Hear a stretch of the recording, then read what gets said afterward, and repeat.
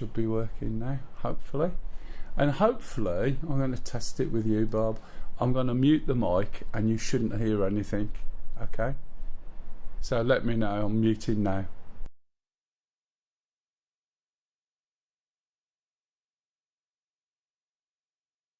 Right, anything?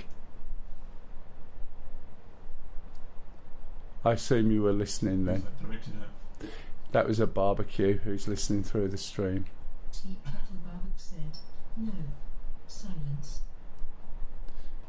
Thanks, matey. Yeah, no, that worked.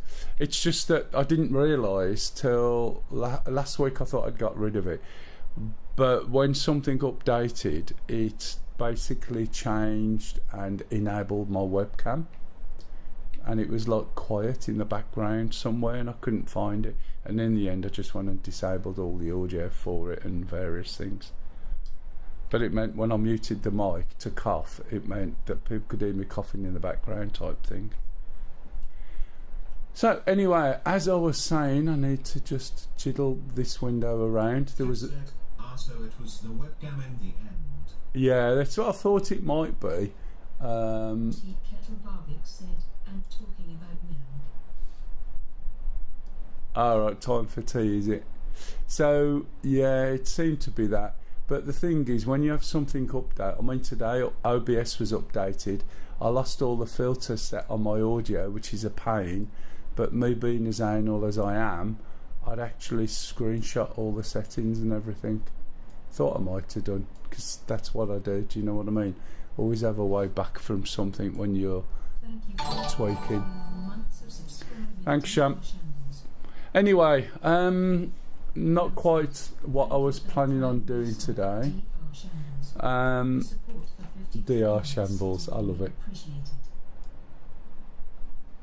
I'll see if I can change that to say Doctor instead of DR Shambles. But anyway, it is really hot over here and I don't know how long I'll stream for because it's getting hotter, and you can imagine my room where I stream is also getting hotter.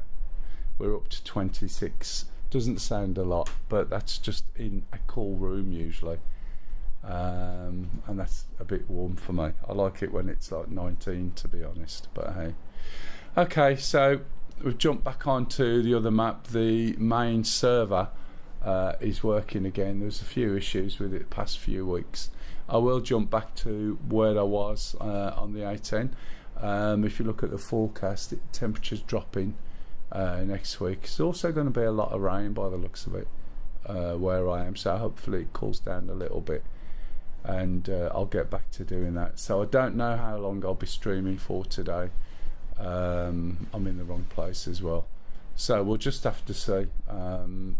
It might be that things start switching off, I don't know, but it is getting rather hot. Let's change the helicopter I'm in. I haven't flown this for a bit, but we'll see. So this is the mission. We're just looking for some other missions as well. Some of the missions are obviously a little bit difficult with just a few people, and when you're doing the same thing all the time it can get quite boring to do. Oh, that's interesting. I know why your switches aren't working, Charlie. It's not you. Oh, right. So have you started messing? Yeah, I know. It's not you. I know what it is. Nah, it's alright. I'll just my side out. So. Yeah, there's nothing wrong with your stuff at all. The server is on pause. Oh, right. In the garden, maybe that anyway. So. Yeah, so basically when we enter it's not sort of client on start, so there's a, because he's had to rebuild it all, there's a setting he's forgot, and I'm not going to hassle him. I'll just go and get and fire my server up. Ah, man, best laid plans, eh? Right, let me just sort this out.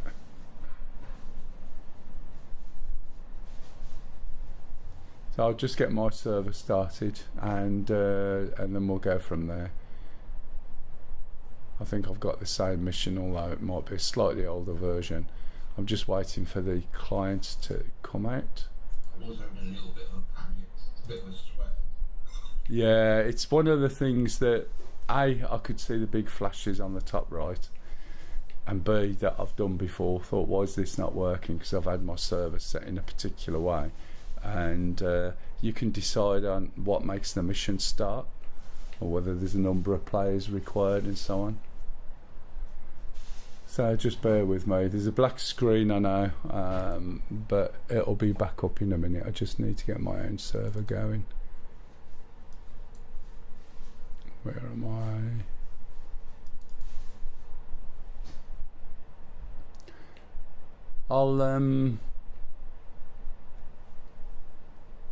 I'll put a hard mission on. Sham, do you fancy flying an Apache? Babak said, "Oh my God, I've gone blind."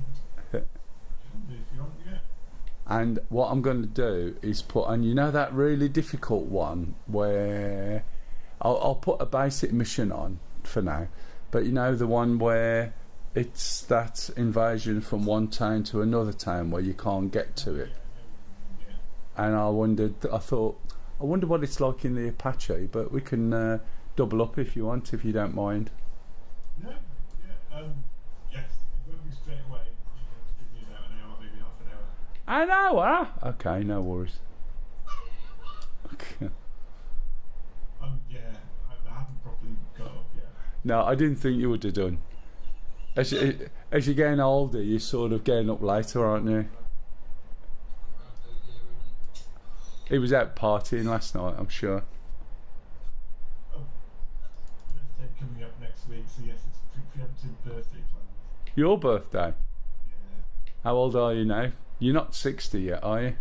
No, 72 I was born, so how old that makes me, so that's 53. Yeah, you're 12 years younger than me. 53. Yeah, whatever 12 years younger than me is. So This group, I tell you. so it could be what? I'm saying I'm sick of being called junior in this group, I tell you. Oh, I know. It made me laugh when you thought Pup was... 72. Yeah. Right, my server's up. Right, guys, sorry about this. Still looking at a black screen when you're streaming that, by the way.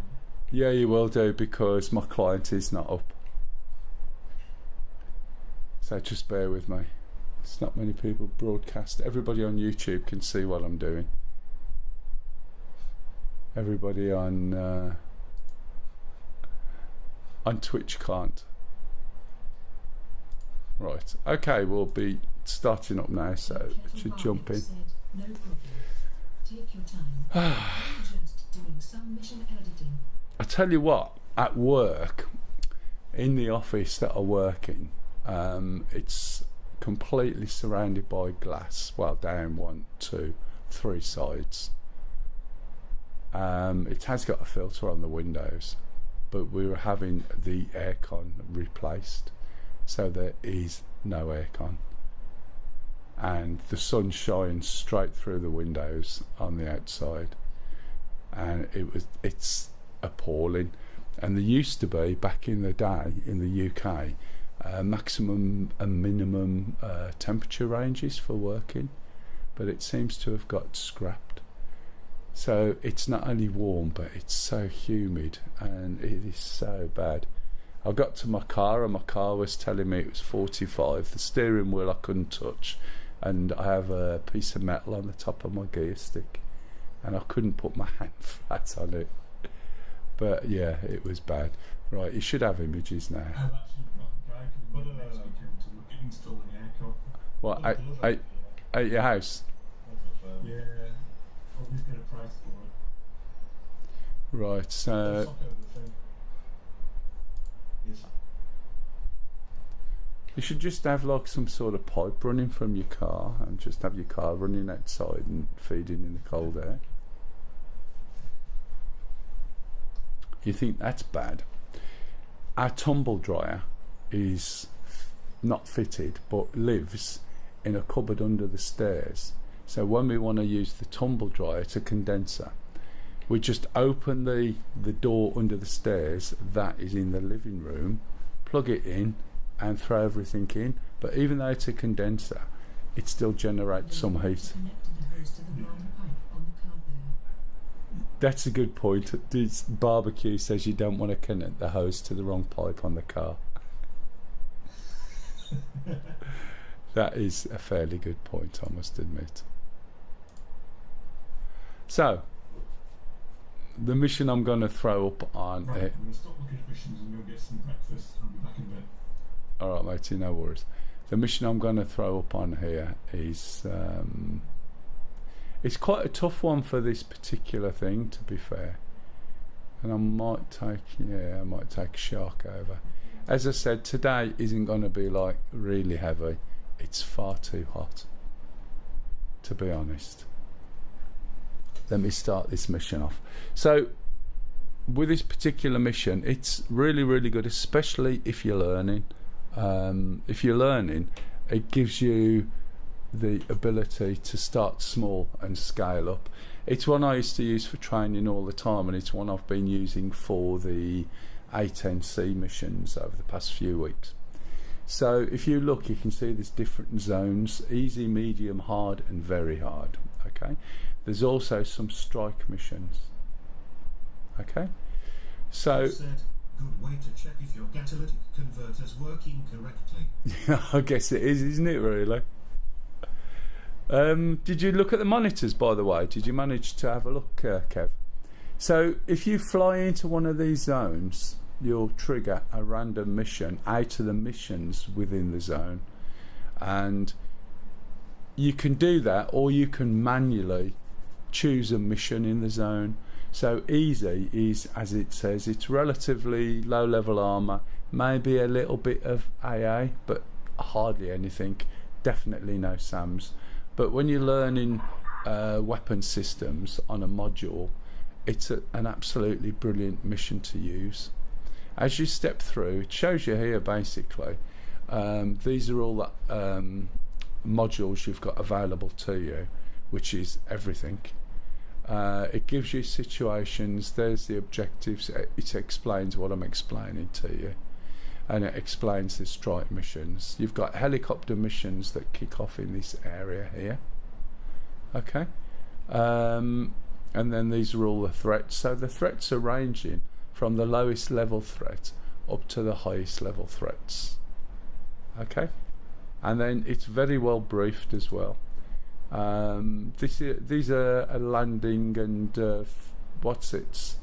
directions for the Vigan, and it works its way through, showing you all the different missions. The strike missions are a mission where you've got one main objective. So in Make Up Strike, there's a plane, but you've got to get to the plane to be able to blow it up. You will find 3 or 4 enemy aircraft after you, and there's a lot of protection around there. Yeah, however, can get a C4 for about £550. yeah, We'll take a few days holiday in a week or so and order one, so I'm here for delivery. and you found one for £550. That's excellent. A new one. I'm going to buy another one the end of the month. So yeah, wherever you got it from, let me know, and hope there's not just one. So basically, with the strikes, the objective is to destroy one thing, but the way we play this, because it makes it more interesting, is we can't destroy the one thing that finishes the mission. Ah, right, okay. Is those second hand or no? So basically, you can destroy everything. Ah, right, okay. Before you end up taking the mission down. Do you see what I mean? So this one's not too difficult. This one is. This one we've never done because we don't have the things to do it. You've got a carrier to destroy with escort, and then you've got a command post as well. So as we move on, that's the strike missions. These are helicopter missions within that zone, and they are very good, especially this one here. But you need more than one helicopter. You need a group of you, some with attack helicopters and some with the ability to carry troops. But that is a brilliant mission. The first time you play it, it will get you by surprise. This one here is quite good. You're going around a town looking for a general, but the town's got support around the outside, and if you mess it up or you shoot something that isn't the general, then he legs it and then goes into hiding, so you can't do the mission. Okay, so there's quite a few little missions to do. It is brilliant for learning. There's a lot of information. What's it showing me here? Follow back from the pier. Ah, right, okay. As you see, it's really well put together and really well documented. It's called Krasnodar Variable. No. Yeah, it is Krasnodar Variable Attack, and it's by a guy called Apache 600. The other way of firing missions off is by using the F10 button or the main menu button, and then you can select what mission you want. And as you're looking, I'm going to select very hard, and then it'll go off, and then it'll come back again, and it'll give you a choice of missions. It is a manual selection. So you've got a Napa, makeshift harbour, town attack, fuel reservoir, and that's it, I think, or random. So if every single mission that is on here has variations, it just gives you something to practice. And when you first start, the very easy convoy mission is a good one to use, because you have got things that are going to sit there, and it allows you to practice with your different weapons. And that's what I always use. And then you can switch up. I know the other missions as well, but you know, for instance, this one we're going to do, town attack, is really quite difficult. I'll show it you in a minute, and I'll show you why it's difficult. Now obviously if someone's going to jump in a plane and fire things at it from miles away, then obviously it's going to be easier.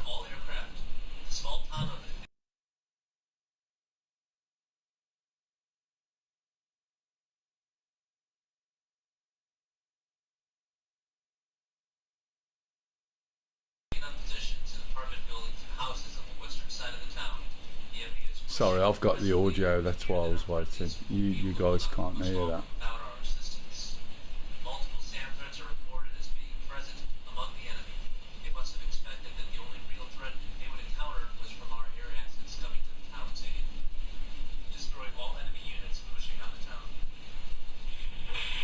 Tea Kettle Barbecue said we can hear it from a speaker in. Yeah, that was when I unmuted, because I muted at first. So what makes this difficult, right, is that some of this stuff does move, Right. and there's quite a few SAMs here, and there's quite a lot of armour. So when you try to move in, especially if you remember last week, if you were on, I mentioned about the fact we used sharks, and we did all the missions on this, and it was really difficult. This was the hardest mission to do, because one of the problems are you would typically think you can come in here to use this as a method to get close, but when you sort of look, let me try and jump in. When you look here, you would think, right, okay, we can use these buildings to hide behind, which sounds all well and good until you realise that hiding behind these buildings puts you well within firing range of the group, which is just here. See this sort of lightish square? You might not be able to see it, but literally they are just here. So, oops, that's a little bit low. So the minute you pop your head up, where they're gone? There. The minute you pop your head up, they will shoot it off, and that's not that far away, look. So when you're in helicopters and you come and try this, it makes it extremely difficult. There's also quite open areas as well. You haven't got much cover.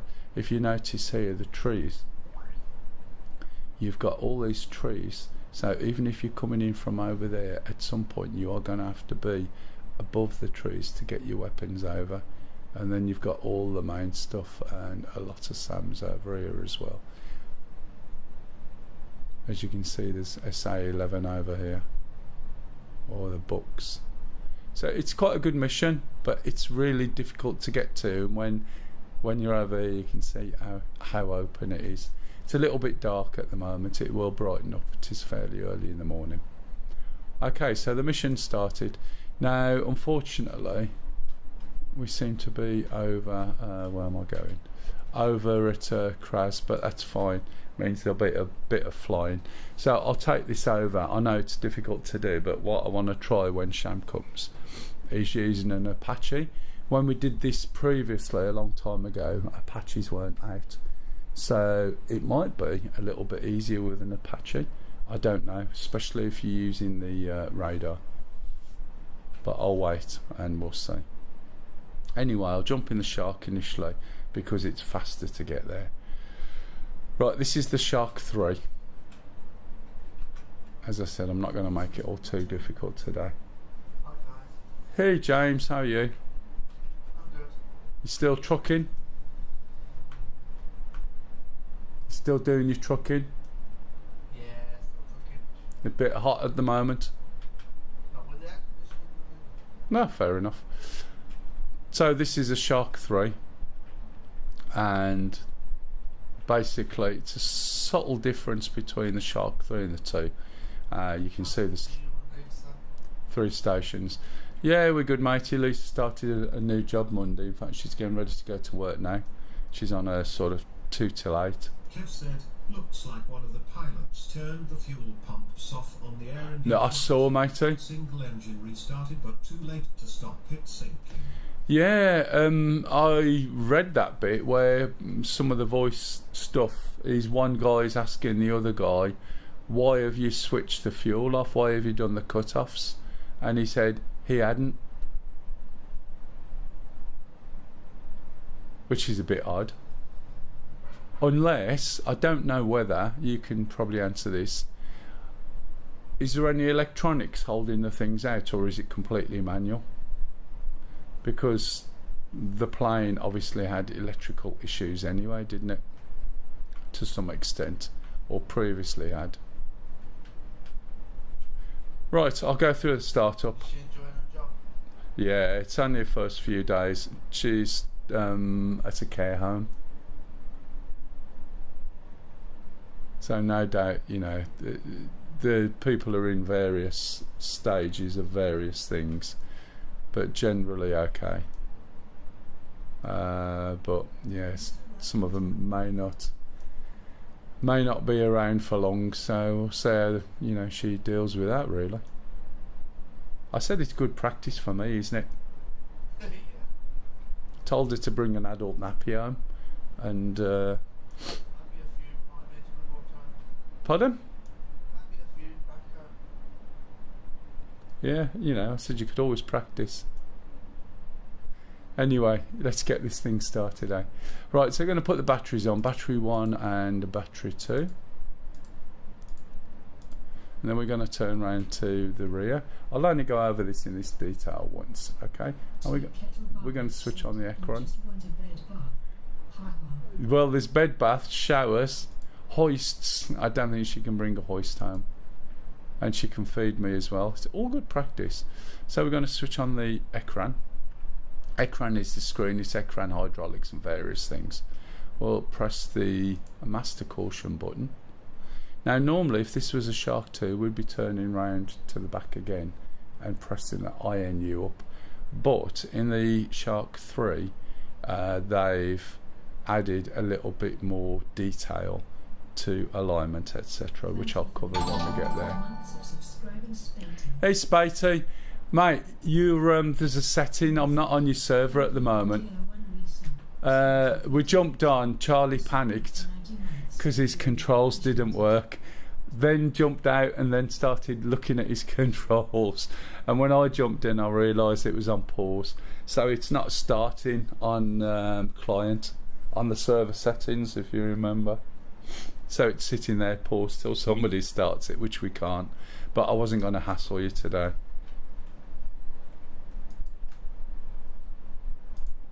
Right, so from there, what we're going to do now is put the fuel flow on. So the fuel flow is here. We got forward. He said, "Oh, right." Yeah, no worries, matey. Just bought June Awakening. Any good? So far, so good. Good Star Citizens moving on now and getting better and better and playing well as well. Still some patches to come, but it's getting there. Yeah, I think that's just down to my graphics card now. Yeah, it could well be. Right, fuel quantity needs to go on. My internet, I've basically upgraded the cabling in the house to 1 minute. I now get over 140 megabits per second. That's alright. That's alright. It's more than able for what you want. Yeah. Luce, do I get a cup of tea before you go? Excellent, thank you. Cups by the kettle. So you've got to make the most of it, haven't you? She's off to work. So APU goes on. Okay, so this is the APU fuel flow. Once you switch the fuel flow up, you'll see you can't close the cap. When you look over to the left hand side, you can see it tells you here that the APU valve is open. So before you start, you can see that you've got fuel on. If that's not lit, it won't start. Then by the left knee, you'll see a series of little buttons, and we're going to press the left one, which is start. Okay, and what you'll see then is the APU start to spool up. It'll go all the way up to about 7.5, then drop down to 6, and then these lights will come on saying APU on. Okay, so the APU is ready to start the engine. Whilst I talked over that, one of the things I would normally do, and you want to do this as soon as you've pressed that start, is this little black knob, which is quite difficult to see sometimes. Press it down. This is a rotor brake. Okay, if you don't, when you go to start an engine, you'll find that the engine doesn't start and you sit there waiting for nothing. So now what we need to do is set the engine up for starting. What I'm doing now is repeated twice. Okay, so it's once for each engine. So once you start to get the gist of it, whilst the Shark does look overcomplicated and loads of buttons, it's really not that bad. Hey Glyn, how are you, matey? Coping with the heat? So we lift up this and we do the EEG, or electronic engine governor, for the left hand engine. We skip over and do the fuel for the left hand engine, and then we basically go back over to the starting area. No, I didn't think so. And then what we're going to do is move this switch. This switch is a multi-position switch. In the center it's APU. On the lower diagonal left, it's the left-hand engine. Lower diagonal right, it's the right-hand engine. Up the front is turbo gear, which I've never used, don't know what it is. And in the center it's APU. So we click this once, and you can see it's pointing down to the lower left, sort of on the diagonal. And now we're going to press, and that's going to start the left engine. If we pull back, we can see the indicator here for the left engine, the RPM. When the RPM reaches 2000 RPM, which is here, we're then going to move the left hand engine cutoff lever up, and then you'll see the exhaust gas temperature spinning around there, which is telling you, right, your engine is starting. You can also see the needle moving round, and it'll settle round about 7000 RPM. We can see the shadow of the rotor. We're going to shut the door, if I remember the right switch. Okay, and we're going to wait for that engine to start. Okay, so that's fully started, and now we're going to repeat exactly the same exercise with the what is that? Let's have a turbo gear. Someone's cut and pasted there.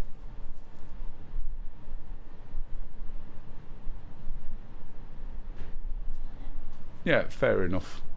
So in other words, it's pretty useless. Is that the DCS description or is that the actual helicopter?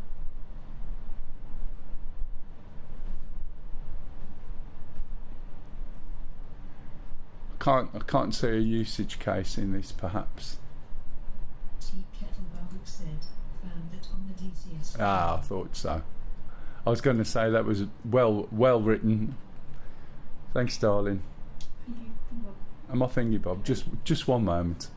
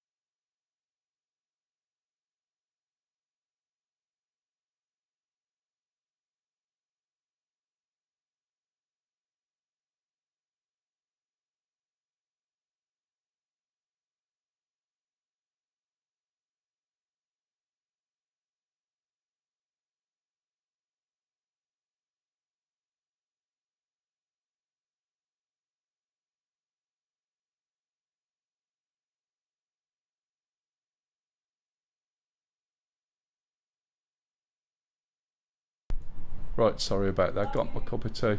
Oh. Says something about shoving me on the way down the stairs after I'm muted. Anyway, right, so we've got that engine up. Now we're going to repeat it and do the same to the right engine, okay? And all the buttons are next to the others. So it's a right hand EEG. A delicious cup of squash. Yeah, I got one. It's rare for me now, isn't it, on Saturdays? But apparently she's working the next 2 Saturdays, but then she should have every other Saturday off. So I'll be kept in tea and biscuits. Hopefully. We do the right hand engine, and then we're going to move over and do the right hand engine fuel flow. Said it's used by ground crew for gearbox tests. There you go. And then we're going to move over. Right, so there is no usage case for you as a pilot. We're going to move this over to the right hand side. We're going to press the start button. As I said, it's just repetition. We're going to back out. Keep an eye, you'll see the needle drop. It's called engine number 2 there, engine number 1, and then left hand engine and right hand engine. Left is 1, by the way. So it's funny that it changes. When it gets to 2, red lever up. See you, cock. And then you see the engine going up. Right, while we're waiting, there's a couple of little things we can do, right? Is we're going to switch on this little switch here, which is, it says voice warn console. And if we switch that on, instead of just telling us to watch the ecran, which is this unit here, it will say, it will read out what the screen is displaying, because this will change quite quick. Whereas if you hear what's going on, it's a little bit easier. So what I'm going to do now is put the engines in work mode. Currently they're in idle mode. I'm going to put them in work mode, and then I'm going to do an alignment, okay, which is something you don't need to do in the Shark 2. So to put them into work mode, there's no buttons or switches here to switch. You simply use page up on your keyboard is the easiest way, and you'll see the 2 throttles go up, but you're also going to hear, hopefully, quite a few messages, and I'll explain hopefully what they are after, okay? So there's 1 page up, there's 2 pages up.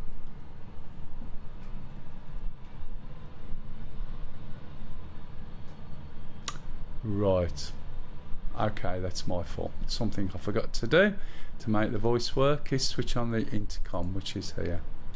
What an idiot. So basically what it tells you is the electrics are on battery. So for the you take it off battery because we'll put the generators on. Okay, so I'm going to do that anyway. So we'll put the generators on now. The engines are both running. It tells you that there's a DNS failure, and it tells you there is no nav data, and that's what I wanted you to listen to, but obviously I forgot a switch. So basically there's no navigation data, and the way you switch the navigation system on here, right, is to switch on this device once you've got some power going to operate. Okay, once that's on operate, we turn around to the right shoulder and switch on INU, inertial navigation unit, and then when we look back here, he says, thinking, have I missed something, or is it just a case of waiting? Because I've got no power. Why I've got no power there? What have I forgot? What have I forgot? Generators are on, engines are on, thingamajigs are on.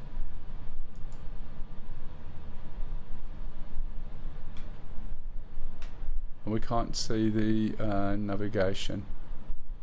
What am I? Oh, bollocks! What have I forgot? That's a technical term. There's a switch. There must be a switch or something I've forgotten to do. Anybody? This is not great, is it?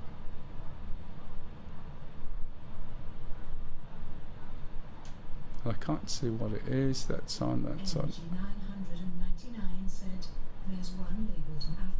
Yeah, what you're looking at? Yeah, it's not. Oh, you mean there? Down there. Oh, don't you start. We get that. Do you know, at work there's a big button on my desk that the training manager made, and it's like you see people use for teaching cats and dogs to communicate. And when you press it in this northern accent, it just says, have you tried turning it off and on again? So me being me, I just use the same button back on them. So if they have a problem in the office and ask me, I'll take the button with me and get them to press it before I look. 99 said silhouette of the black and red stripes block and out the road next to IFF and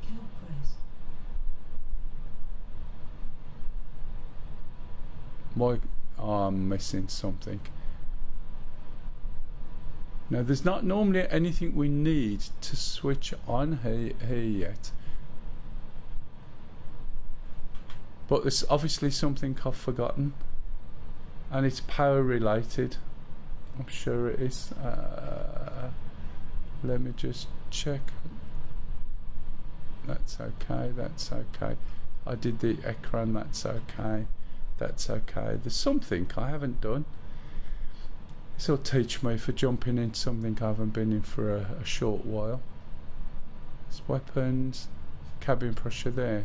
Nav. No nav data. Interesting. Nav doesn't come on. It shouldn't be on yet. Radar altimeter failure. Yeah, it's. Doppler navigation system failure. Yeah, these are all the errors that we should have got before. So the fact I've switched that on, and I can't understand. You watch, I'll turn this and find that it's on. No. Oh, right, okay. My fault. I know what it is now. As I went round, there was two things I should have switched on early on when somebody was chatting to me. So after doing that, the back, there's a button here, right? KO41 targeting system, and of course the Abris. I do apologise. Sorry. As you can tell, sometimes I can keep track of everything I'm doing and talk and have conversations and everything, and occasionally in this instance, unfortunately, that's something I forgot to do, so that is entirely my fault. But at least it made me think, I guess. And it is hot, as I said, so I have a cup of tea, of course, instead of a beer. But hey, gotta go and pick her up at 8 o'clock tonight. So you should see the screen come on, and you should also see when it does come on that we haven't got the information that we need. So the next steps will be how to get that information we need, and many apologies for that. There'll be another deletion of something.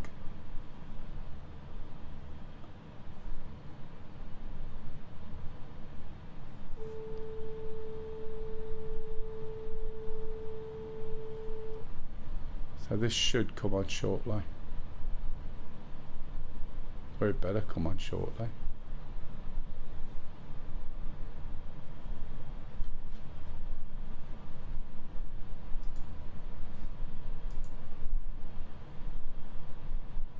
Just Glenn said, not bad, 29 degrees in the house and it's not even midday. The funny thing is, Glenn, right, and this is the weird thing, when I was little, which was a long time ago, usually when it was round about somewhere between 12 and half 1, you used to get hiked in from playing outside because it was too hot. But it doesn't get hot now. It doesn't. Midday is not when it gets hot. Back in the 1800s. Something like that, yeah. So it doesn't get hot anymore, right? That's not the peak. The peak of the heat is round about between 4 and half 5, which is bizarre. So in my lifetime, it's moved by about 3 hours or so. Dog's an Englishman. Mad Dog's an Englishman, yeah. So there it is. Right, so let me just check on my phone and I'll tell you when the peak of the temperature is in the UK. It's going up to about 29 and it is 12 minutes past 4. Right, that used to be between 12 and about half 1. Not anymore. Obviously there's nothing changing. Right, okay, so Just Glenn said, I'm normally asleep then. well, you probably slept through it. So something here, right, basically, I'll show you what I mean. This, when you switch it on, yeah, wait, right. When this is switched on, normally you would have had your screen on and you will see this symbol in the bottom. So this is going to take 3 minutes before you get the navigation ribbon. In the Shark 2 this doesn't happen. You would switch that on and this would work straight away. But in the Shark 3 you have to go through this alignment procedure and this symbol here will show on the screen. It'll be there for about 3 minutes. Okay. So after that we're going to see the ribbon and then we're going to spot a problem that you need to sort out. So one of the things you need to know is where you are on the map. So I'm going to press F10. I'm going to press the little airplane triangle symbol that will center on me. And if we click on ourselves, you'll see we've got 2 settings here. One's magnetic, the other one's not. And the one we're interested in is this white one. So it says 177. Okay, so we need to make a note of that. Also, if we zoom out, we can see this big compass. We can grab hold of the compass rose, bring it over to here. Okay, zoom in, and we can more or less put it on ourselves. And if you see, there's a number there. Okay, now the same number will exist more or less most parts of the map, and it says 7.8. So that 7.8 is the magnetic variation. Okay, so you need to remember that we're pointing at 177, or I need to remember. Oops. We don't need to remember the magnetic variation so much, and I'll show you why in a minute. But we do need to remember that our heading is 177. When this disappears, we'll get the ribbon and we'll get some indicators on that ribbon. BRB bacon sometime. Is it bacon time already? Yeah, it is. It's coming up to it, isn't it? Ah, it's, sorry, Barbie is normally about 11 o'clock. It's a bit early for Barbie.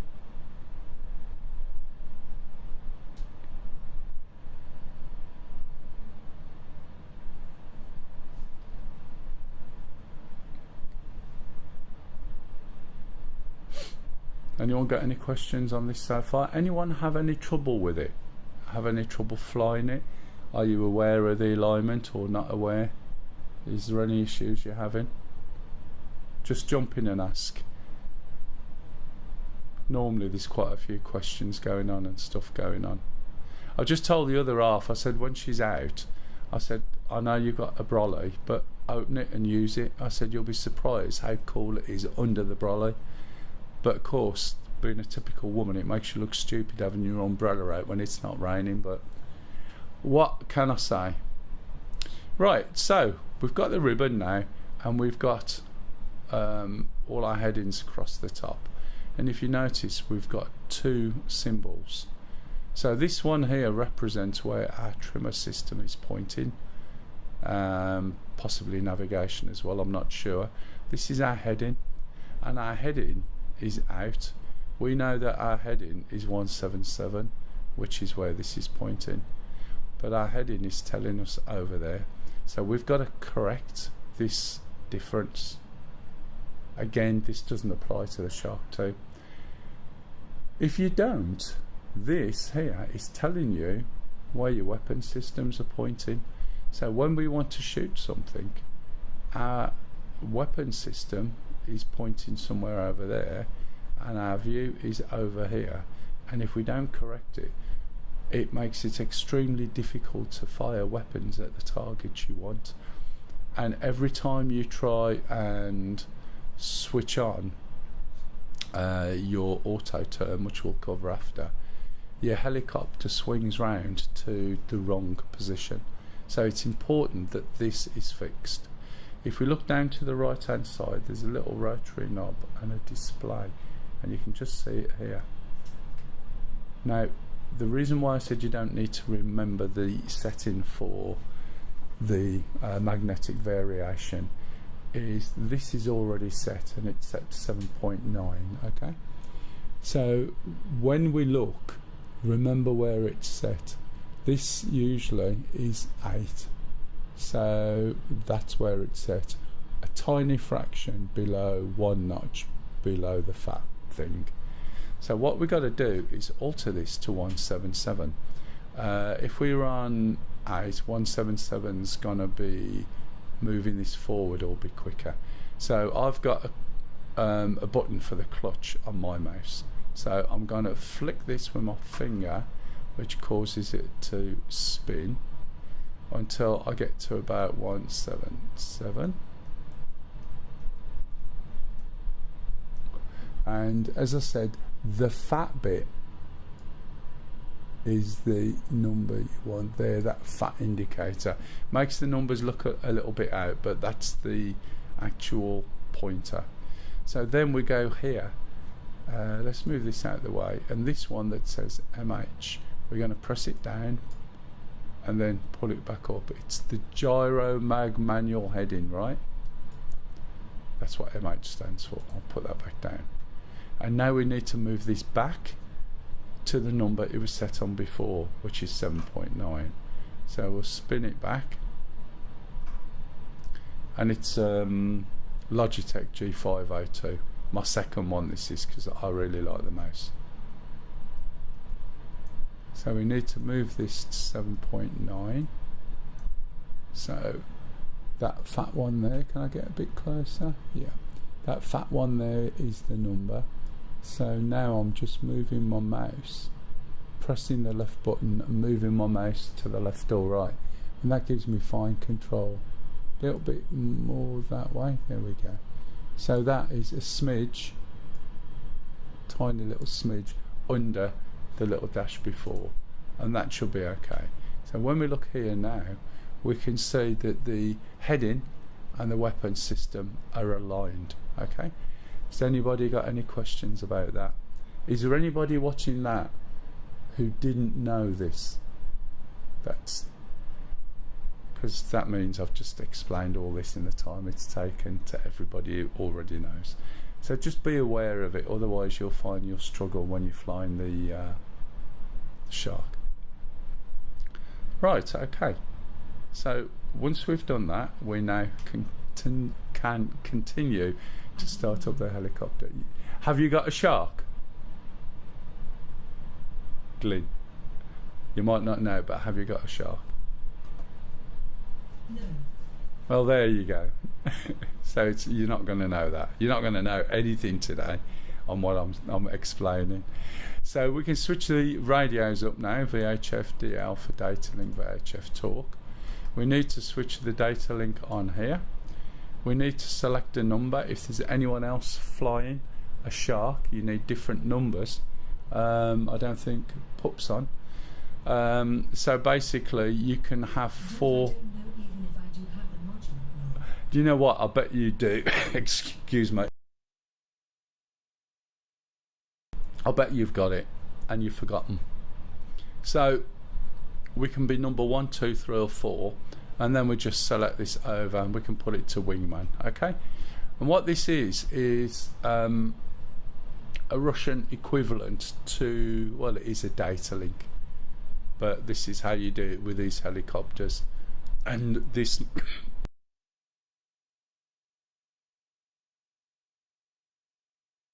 this means that you can send and receive targets to people, and you can also see other members of your flight on the map. Okay, you'll see that in a minute. Once you've done that, we're going to put the pitch hold, bank hold and heading hold on. So, excuse me, these are the same sort of thing as the stability augmentation systems on the A10C, and also the systems you've got on the Apache. So they basically smooth all the input for those various channels. Now I have seen some people saying, oh, I don't fly with them. Well, you haven't started it up properly. Those are built there not as an aid like stabilizers because you're new to the helicopter. They're there because they needed to be there. So not flying with them is just basically saying what. It's not really bragging rights, to be honest, but you'll find the helicopter flies really smooth. If we lift this up, we're going to switch up these 3 buttons, which is the seat ejection system. Okay, if we move up onto the top console, there's a fire extinguisher that we push forward to operate. Never used a fire extinguisher in this. If we turn round to the right, just below the switch that we put on earlier, which is the INU, we're going to switch on the L140, which is the laser range finding and guidance, and then we're going to switch up the UV26 into operation, which is the countermeasure system. We can see that on now. 2 red dots means that we've basically got 128 flares usually, and we fire from both sides. If we switch this over to the left, we're only firing from the left, and we've got 64 there. Then if we switch it again, we've got 64 to the right, and we used to have to move this manually, whereas now it's a default switch setting. Okay, we no longer need the APU, and everything's started, everything's running. So we go down and we press the APU shut off button. It doesn't matter where this switch is, this will only switch off the APU. Okay, and then we go around here, and we don't need the APU fuel flow. So you can see this is still stuck up. So we lift that up, press that down, press the button, and that's it.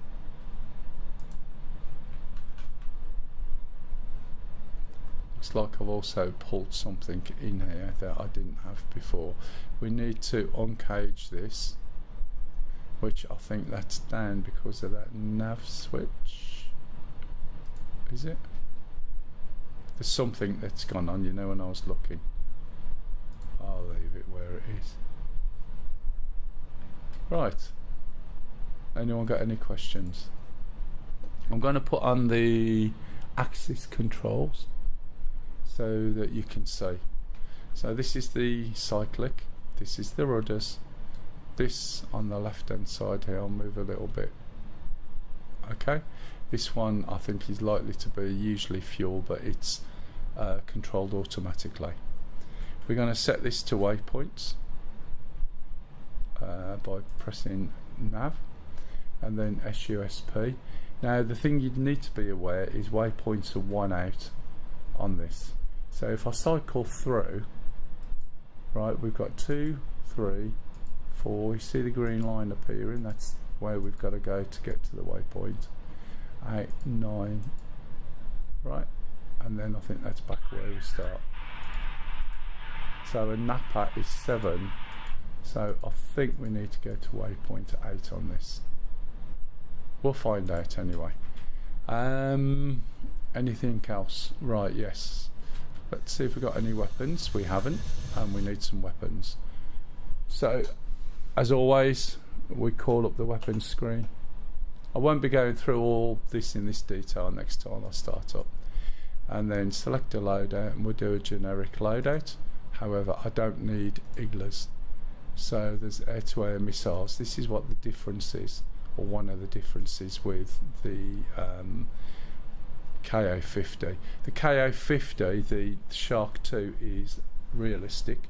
The Shark 3 is not a realistic module in terms of there are not 3 stations on a KA-50. There is on a KA-52, but they were doing the updates. There was supposed to be I think better radar systems, white hot, black hot and stuff like that, but the Russians withdrew the permission for them to utilise it. So they built this module and basically spent all that time and effort on it, and it is a lot nicer module than the 2 in terms of the artwork and the module itself, the design and the level of detail, and then they had the permission withdrew. So what they did was they added a couple of extra little things and added these weapons on, so at least you've got something. Do you know what I mean? It's a shame, but that's what happened, unfortunately. I don't think I've got any custom livery for this, so we'll say OK and see what happens. Nothing. So that request hasn't gone through. Like so many other things, if I'd got the door open and the engines weren't on, I'd be able to reload. Once you've started the APU, you can't. Doesn't matter whether the door's open or not. But if you look down here on the left, there's a radio, a little bit high. Here it is. Okay, and we just turn this round from where it is, which is on radio number VHF2, all the way around to ground crew. When it's on ground crew, you should be able to rearm, reload, assuming that you're in the right location to be able to be rearmed, etc. That doesn't always work if you're too far away from the main part of the airbase. So I'll just remove these again, and I'll move this back up and say OK, and make sure you get a copy. Okay. So if we was too far away from the arming station, which is not that far away from where we are, I think there's one over here, then you wouldn't get rearmed and reloaded. Just bear that in mind. So you might have to move closer to the main base. There are separate arming facilities for helicopters usually, and that involves having a tent, an ammo dump, and various other things. So if those don't exist, or the mission designer doesn't know about them, you won't be able to rearm and reload away from the main base.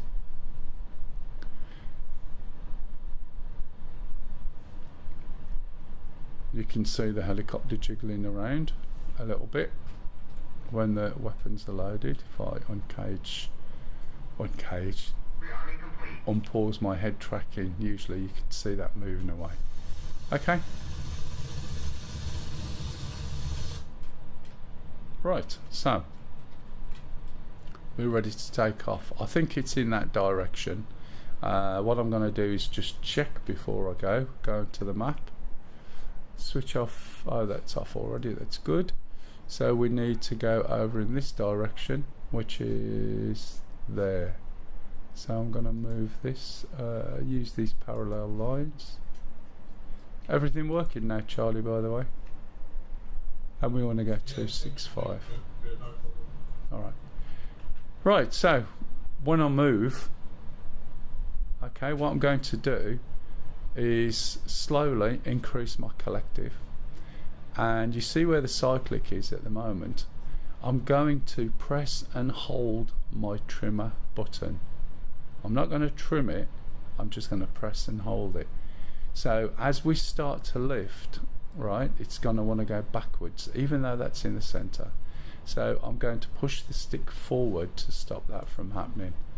So I'm pressing and holding my trimmer button. You'll see as I start to lift up, it wants to go backwards. So just as it starts to get to that point, assuming I notice it, I'm pushing it forwards. Still going backwards a little bit, but some of that is going to be the wind as well.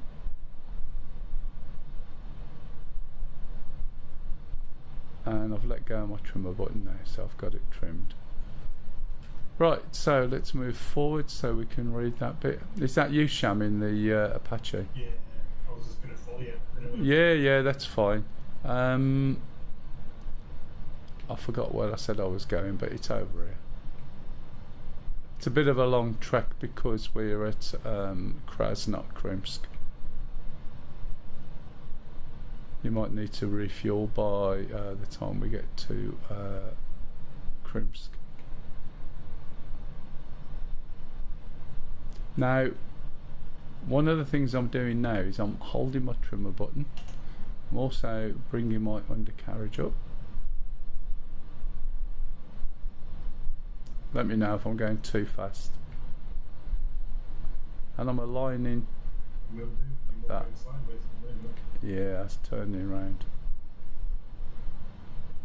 And I'm going to let go of the trimmer and it sets it. When I let go, look in the hood and you'll see that diamond jump right to where the heading is.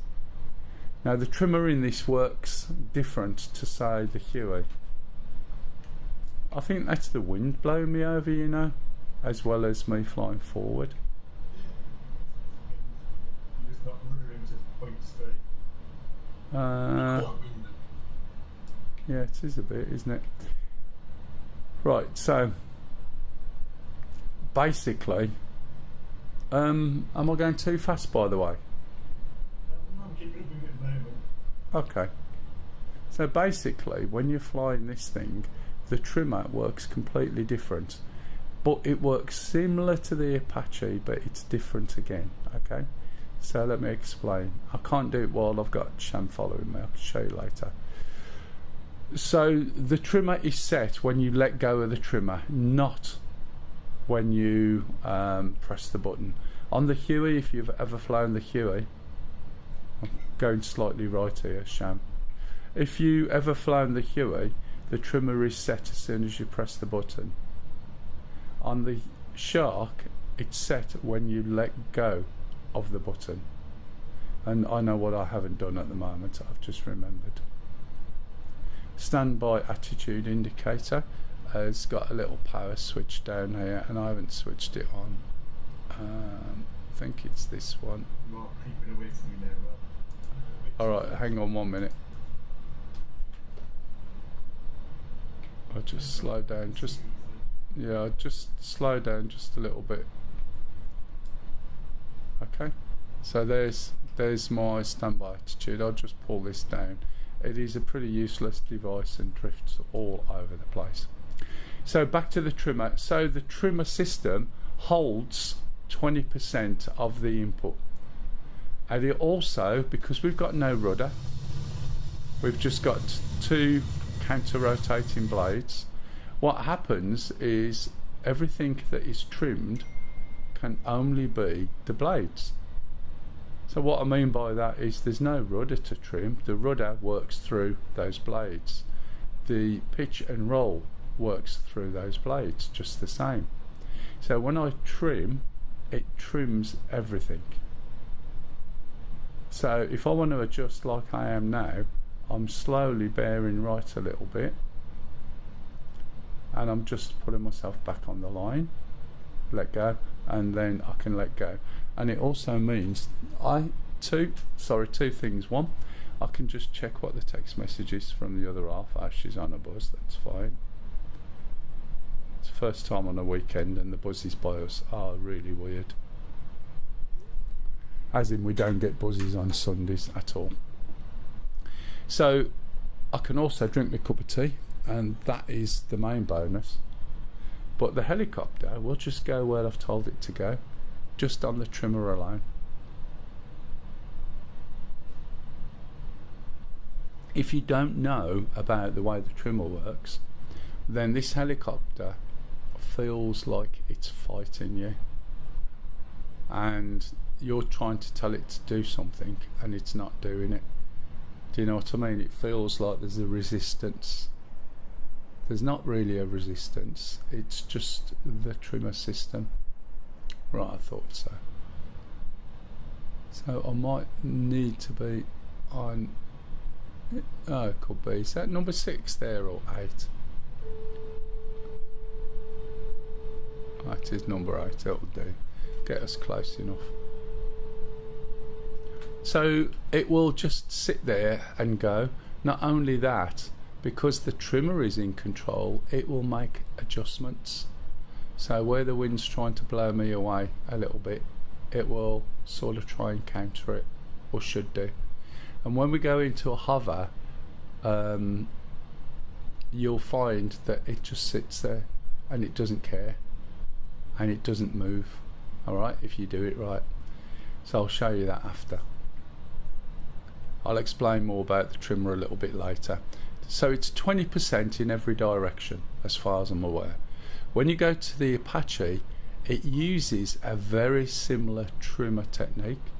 You can adjust your trimmer and it only switches on when you let go. However, the percentage it can hold in the different axis is a lot less. It's about 4% in one axis and 6% in another. So it's very easy to knock it out of your hover, and you can get the Apache to hover as good as you can do this. Again, it just comes down to technique. So if you find when you're trying to hover in an Apache and it's all over the place, it's just your technique. And once you understand, you know, what it's doing and how to do it, you'll find a big difference. And I'll show you that after. In this, once you are below about 12, if you switch auto hover on, it will realise you're going to hover and try and make you hover, but you've got to wait for it. Whereas if you do it manually first, hey Ant, thank you for the follow. If you, hopefully you're learning something, Ant, and if you got any questions, please feel free and jump in about anything actually. So again, with this, if you use the same technique, then you can get this into a hover really quick, and it just saves time. And then if you do the same thing with the Apache, right, it'll save you a lot of time, and you can get it flying or hovering in as good as this, which you'll see in a minute. We've got quite a long trip over. We're just passing Krimsk on our right there.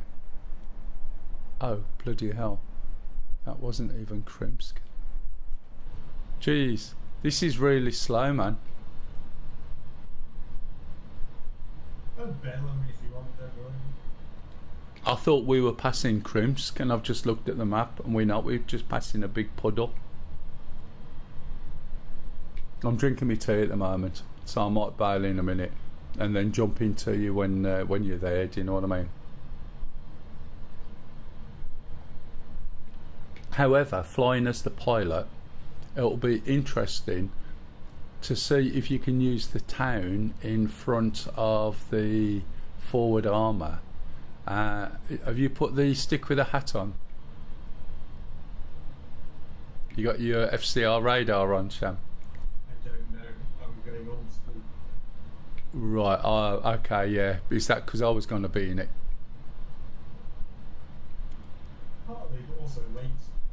Ah, fair enough. All I was going to say is refuel at Krimsk, which we'll be passing by anyway at some point.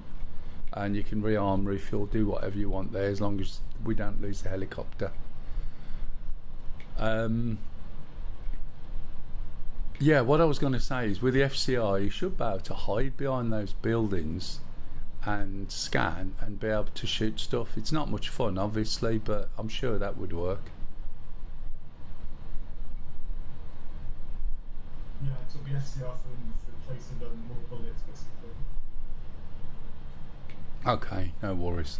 I will jump in at some point. Right, okay, so we're still going along. Right, but unfortunately, because the Apache is so slow, if you see where we are, it's ridiculous, isn't it? I'm going to speed up and go over there. We're actually going for there, and I don't think... Alright, I don't think there's a waypoint for that, I'm not sure. But we just know the area. So what I'm going to do now is hold the trimmer, because I'm going to make adjustments. I'm going to point my nose down. Where we're going at the moment is heading over towards Anapa-ish.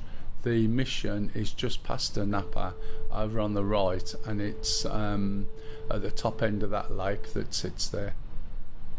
So now I can go quite a bit faster. And the issue is with the shark, with the Apache, what you don't realise is it's actually quite slow. And you would have to get Chinooks to slow down for it to keep up as well. So that's trimmed again, but now we're at 241. One of the major problems you have to be aware of, can you see what the blades are doing? Because the blades are counter-rotating, they lift on different sides. So the top blade, as you can see, someone's oh yeah, I thought so. So you can see there, right, that the blade on the left, on the top blade, is lifting, and the blade on the bottom is going in the opposite direction, and logically it will lift on the other side. And what that does is pushes the blades together. Can you see the gap there? And this is how they work, right? So those blades will get closer and closer, and I can actually push this up to around about 300 kilometers an hour. Now it also depends on how much collective you've got on as well. So if I started increasing the collective here, you'll find there'll be a point where I'm going to start getting beeping. So it'll cause a problem with what's the systems, in terms of it's putting too much strain, and it'll also warn you, and if you don't do something, those blades will physically collide, and that happens. And that's one of the reasons why you've got a seat ejection system in the helicopter, because it's easy to do. Now we're going fast, you can see where the blades are at this moment, and they're okay. But what happens if I do a hard roll? What happens if I do a hard roll to the left? If you remember earlier on, I said that the cyclic and the rudder and the pitch is all on the blades. So if I do a sudden movement or a hard movement, then there's a potential for me to push those blades closer together. And when they're already close together, right, you're going to have problems. So you're going to push them into a collide or get a blade strike. You can always tell when it happens. You see pieces of blade flying off in all directions, and you get left with these little stumpy things that cause you to vibrate like crazy, and not surprisingly you start dropping as well. So if you hit your blades and they collide, that's what happens. You start dropping and the helicopter shakes like crazy. So the seat ejection system will explosively pop the blades off, right? If we needed to, say we got hit with a weapon, it'll pop open a door just at the front there, and it'll eject me out with a seat, and then drop the seat and a parachute appears. It's one of the few helicopters that have it, I think. Right, so we're moving a little bit quicker, as you can see. And this is Krimsk. This is where I thought I was when I saw the puddle out my window. This is Charlie in the F-18, and there's Sham, who now can't keep up. So if we look from there, there I am over there on the right. I think, is that me? Yeah, I think so. I've veered off slightly to the right.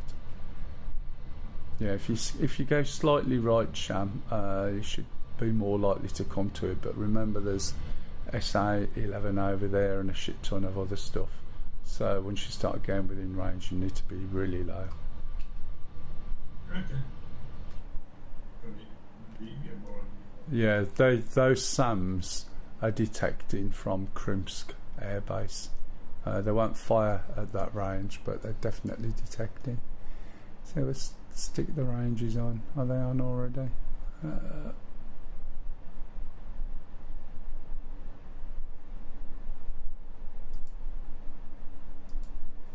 strong wind drain on here as well. Yeah, you. I'm actually heading towards you. Okay, can you see? You slowed down? No, I'm doing 231k. Yeah. Network thing again. It's chunky, a bit chunky. See, this is vibrating a bit now. Oh, there we go. Let's look at the blades. I'm straining the helicopter, so I've got to hold the trimmer. I'm pulling the nose up. I'm reducing the collective, and I've recovered from that. So if you hear that beeping, you definitely need to do something. So the strain on all the blades, and I'll damage the rotor, and the blades are likely to collide. Right, so just be aware of that. This should be, yeah, Krimsk that we're coming to. As I said, there's an airbase slightly to the left at the end of the lake if you want to need fuel.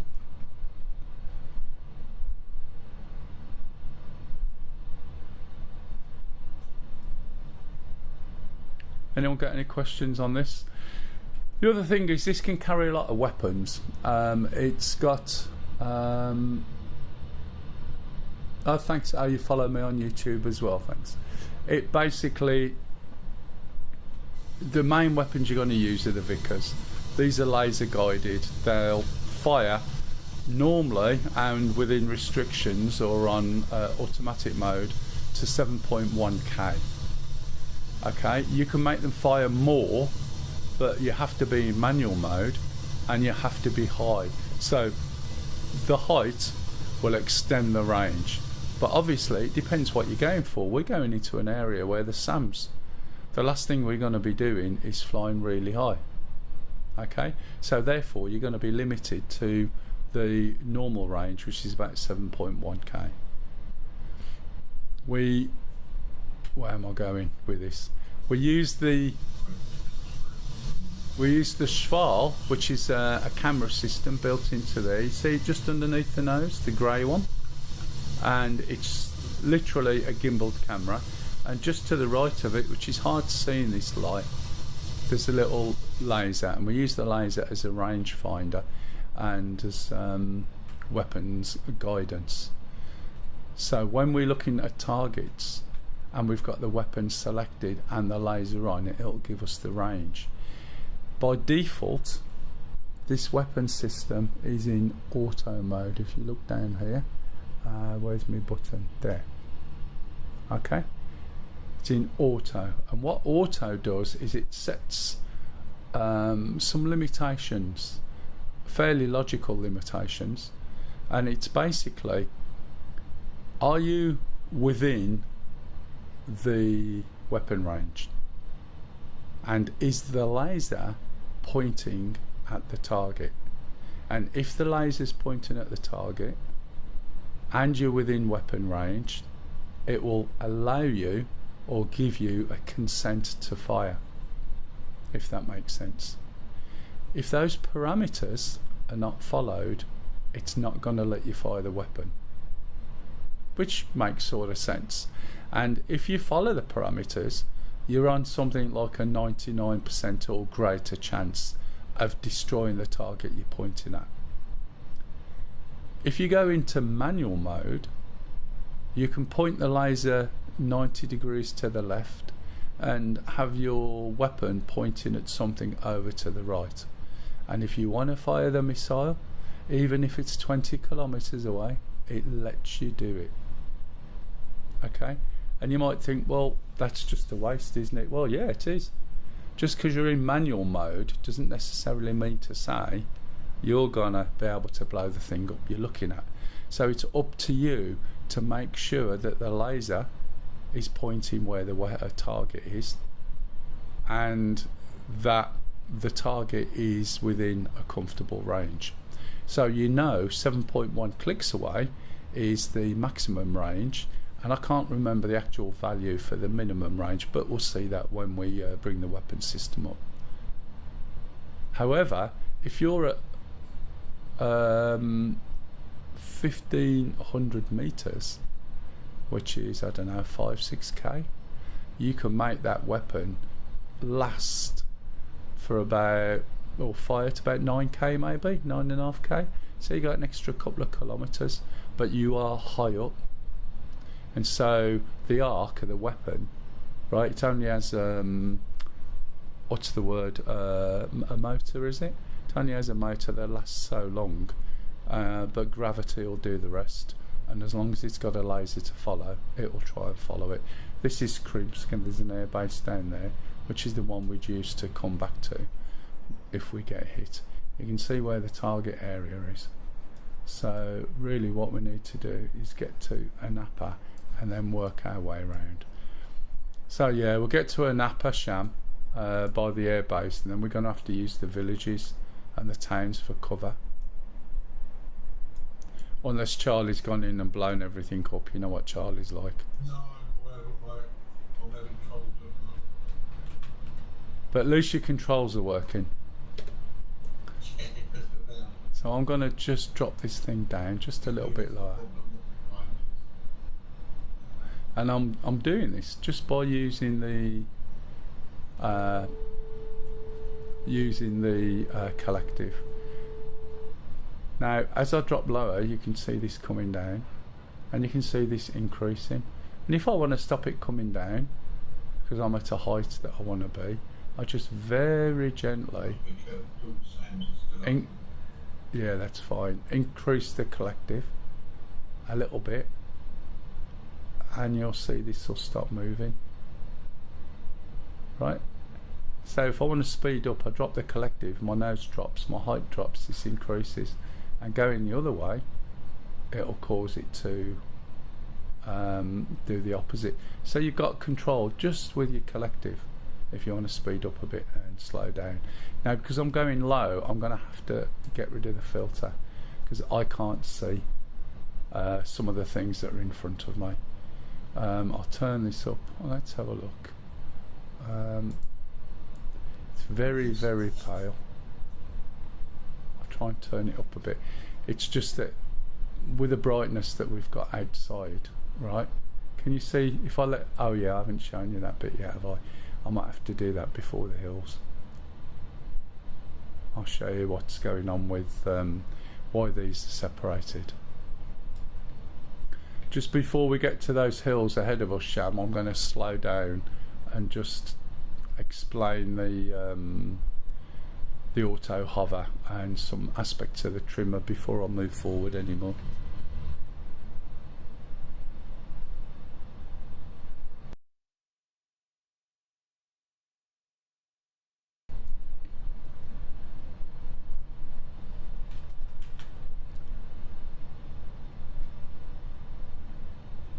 Let's check, see where we are. Okay, that's fine. Don't want to go too far. So to slow this thing down, right, the way I would slow it down is I'm going to hold the trimmer and I'm going to start pulling the nose back, and at the same time, right, I'm also dropping the collective. So I'm removing the power. I don't want to go shooting up in the air, which is why I'm dropping the collective. and you can see the speed is slowing down. Now when I'm not going so quick, I can slow it down in the same way as you would as if you were skiing or jet skiing. You can just put a bit of a hard turn in and use the air as a brake. The problem with that is we're in a shark, and remember what I said about violent moves. So the last thing you want to do when you're moving fast is any sort of violent or aggressive, I think is probably a better term, move. So before we sort of go over these hills to the next lot, I'm going to slow this down quite a bit, okay? And then I'm going to explain a little bit about the weapon system, because the chances are when we're over there I'm going to get shot. Now at the moment, if you look, you can see my heading and the trimmer system are pointing in two different places. So when I've slowed this down, I'm going to go down this hole here, make sure nothing's there. How's the stream quality on both? If anyone's watching the YouTube channel, I'm just conscious of whether there's any stuttering on the edges or anything. Shouldn't be. I see so many DCS YouTube videos, and the amount of stutter around the edges is amazing. I'm like, how the hell do you use it? If you're looking dead ahead it's fine, but I look down here, do you know what I mean? Right, we've got pylons here. That would be ironical, wouldn't it? So I've slowed myself down a little bit, and now I'm going to slow myself down even more. Now I'm moving quite slow. Oh, thanks, Grumpy. This wasn't planned today. I did want to do something fairly low-key because it is too hot. We've got the server back working, or should I say Spatey has, but it was on pause, which is fine. I don't know whether he's still around, Spatey. I guess you're not at the moment. I'm slowing down now. Now I'm being more aggressive with lifting my nose up, holding the trimmer. If I let go of the trimmer, which I can, see it's slowing down more and more, dropping the collective. Now what I want to show you, there's a couple of things. When we get to 50, we see a line up here. Now I should be able to put this back on for now. We see a line up here, and that line, Is the intent to go around the north side or the south side of the I would start with the side closest to the sea, which is the south side. So if you look at Anapa itself, there's a couple of little villagey towns off to the diagonal towards targets. So you've got to get really low and sneak your way in so that you can use the buildings as cover.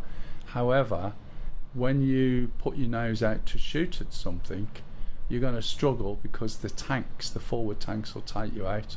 So you might want to sit back from the towns and give yourself a better sort of angle and not be quite so close, if that makes sense.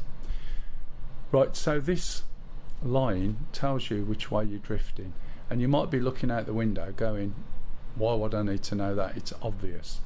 But because this thing can fly so high, when it's in cloud, right, you can't see that. When you're over the sea, right, it makes it difficult. So below 50 kilometers, you'll see this line appear, and the longer the line gets, the faster you're going, okay, until you get to 15, then it'll disappear. So you can see instantly. Now what I was talking about earlier is getting this into a stable hover, right? We're moving quite slowly at the moment, and what I'm going to do is hold the trimmer and pull my stick in the opposite direction to where that line is, okay? Now some of this is drifting because of the wind, so I'm going to hold, right, and I'm pulling back gently, not too much, and I'm going to keep going as much as I can and get that speed down to maybe 3, 4, 2. I've let go of the trimmer at the moment. You see the numbers on the top left, right? I've let go of the trimmer and now I'm going to hit the auto hover. So when the auto hover is pressed, what will happen is the helicopter takes a reading, like a GPS reading of where it is, and then tries to maintain that position. That's one of the reasons why this is really stable. Now what you want to do also, if you notice, this isn't moving. Okay? And that's because one of the things that come on with auto hover is the altitude hold button. That's the 4th channel. When this is in a hover, it sits like that. Now bear in mind, as you can see, or as you have seen as we've gone around,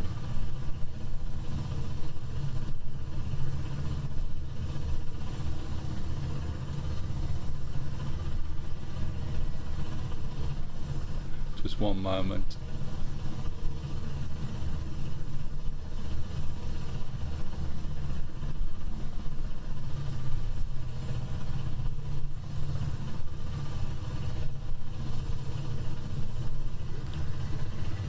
Right, you can see that that just sits there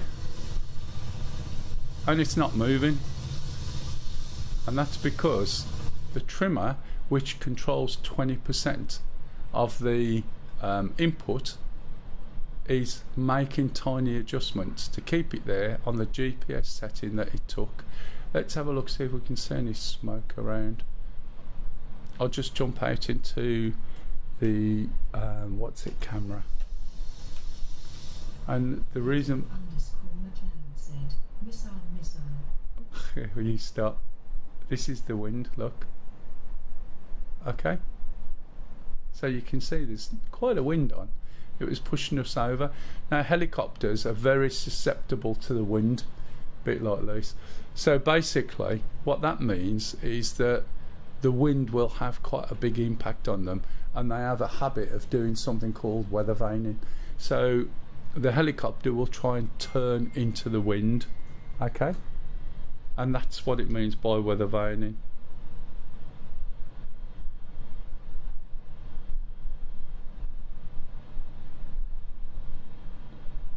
Am I still streaming because it's hot? Anyway, so just got to be aware of that. And now there's a couple of other things I'm going to show you. We're in auto hover mode, which is brilliant. The weapon system, which I'm going to show you before I get there because the chances are I might be dead. I'm going to switch the weapon system on, which is here, and I'm going to switch on something called the Schval. Now while we're flying over, I'll mention the Schval, and it's here. See that camera system just embedded underneath? There's a laser to the right. So when I release that or open it, we can now see a target system here, and it is a very murky, I can never tell whether it's green or grey. Okay, so I can adjust that camera and bring it down. I can adjust the contrast of what we're looking at. There's no white hot, there's no black hot. I can go and pick a target like that, and if I hit enter, it tells me nothing. It probably does, and that's because the laser's not on. So I'm going to put the laser on, now do that, and we know that that is 3.8 kilometers away. Okay, it's not locking on. I haven't got a weapon selected at the moment. I haven't got master arm on either, but we can see how far away something is. 4.7, and all these are within target range. As we move over here, and I wouldn't necessarily pay attention to the numbers moving around so much, I'd wait till on there, we can see that's 14.1. So that's way out of range. If I put master arm on, we now have to select a weapon that we've got. This is the gun, this is how many rounds. Hey Mr. Camel, how are you? You're coming to ask me how to fly helicopters again. Thank you for the raid. Can, if you're still there, Kev or someone, could you give them a shout, please? Unless I'm waking you up. Yes, please. Yeah. Know what you can do, mate. How was your stream? What were you doing today? What you been doing today? Or what you been flying? So I wasn't going to do this, and I wanted it to be something quite light because... It was good, thanks. Yeah. Just playing some Star Oh, Star Trek Fleet Command. I know. Thank you, Kev. Mel said, go check out D_Camel at the link below where D_. I've not played Star Trek Fleet Command, but what I have played is the VR. Is it called Bridge Crew or something like that? And that was absolutely brilliant. It was when it first come out, there were 4 of us playing in VR, and there's a video I think on one of my channels, and it is hilarious. Oh, you play it too? Is it the VR one or the Yes, I think that's what it was called. yeah, I think it was, wasn't it? So you're playing the online MMO sort of thing. Pedro_McLeod said, I did back on TPS in VR. Yeah, no, it was brilliant. Again on PC. On PC, it was excellent. Ah, right, I gotcha.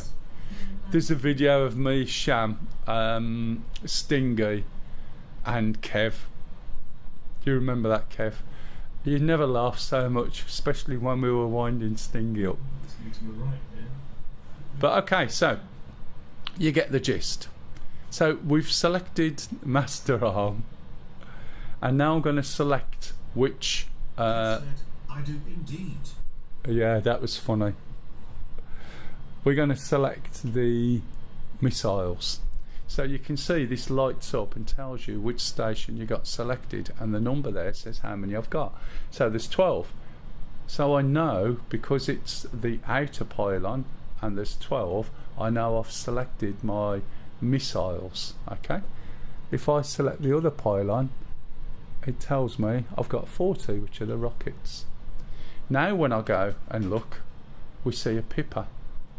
And the way the pippers work in this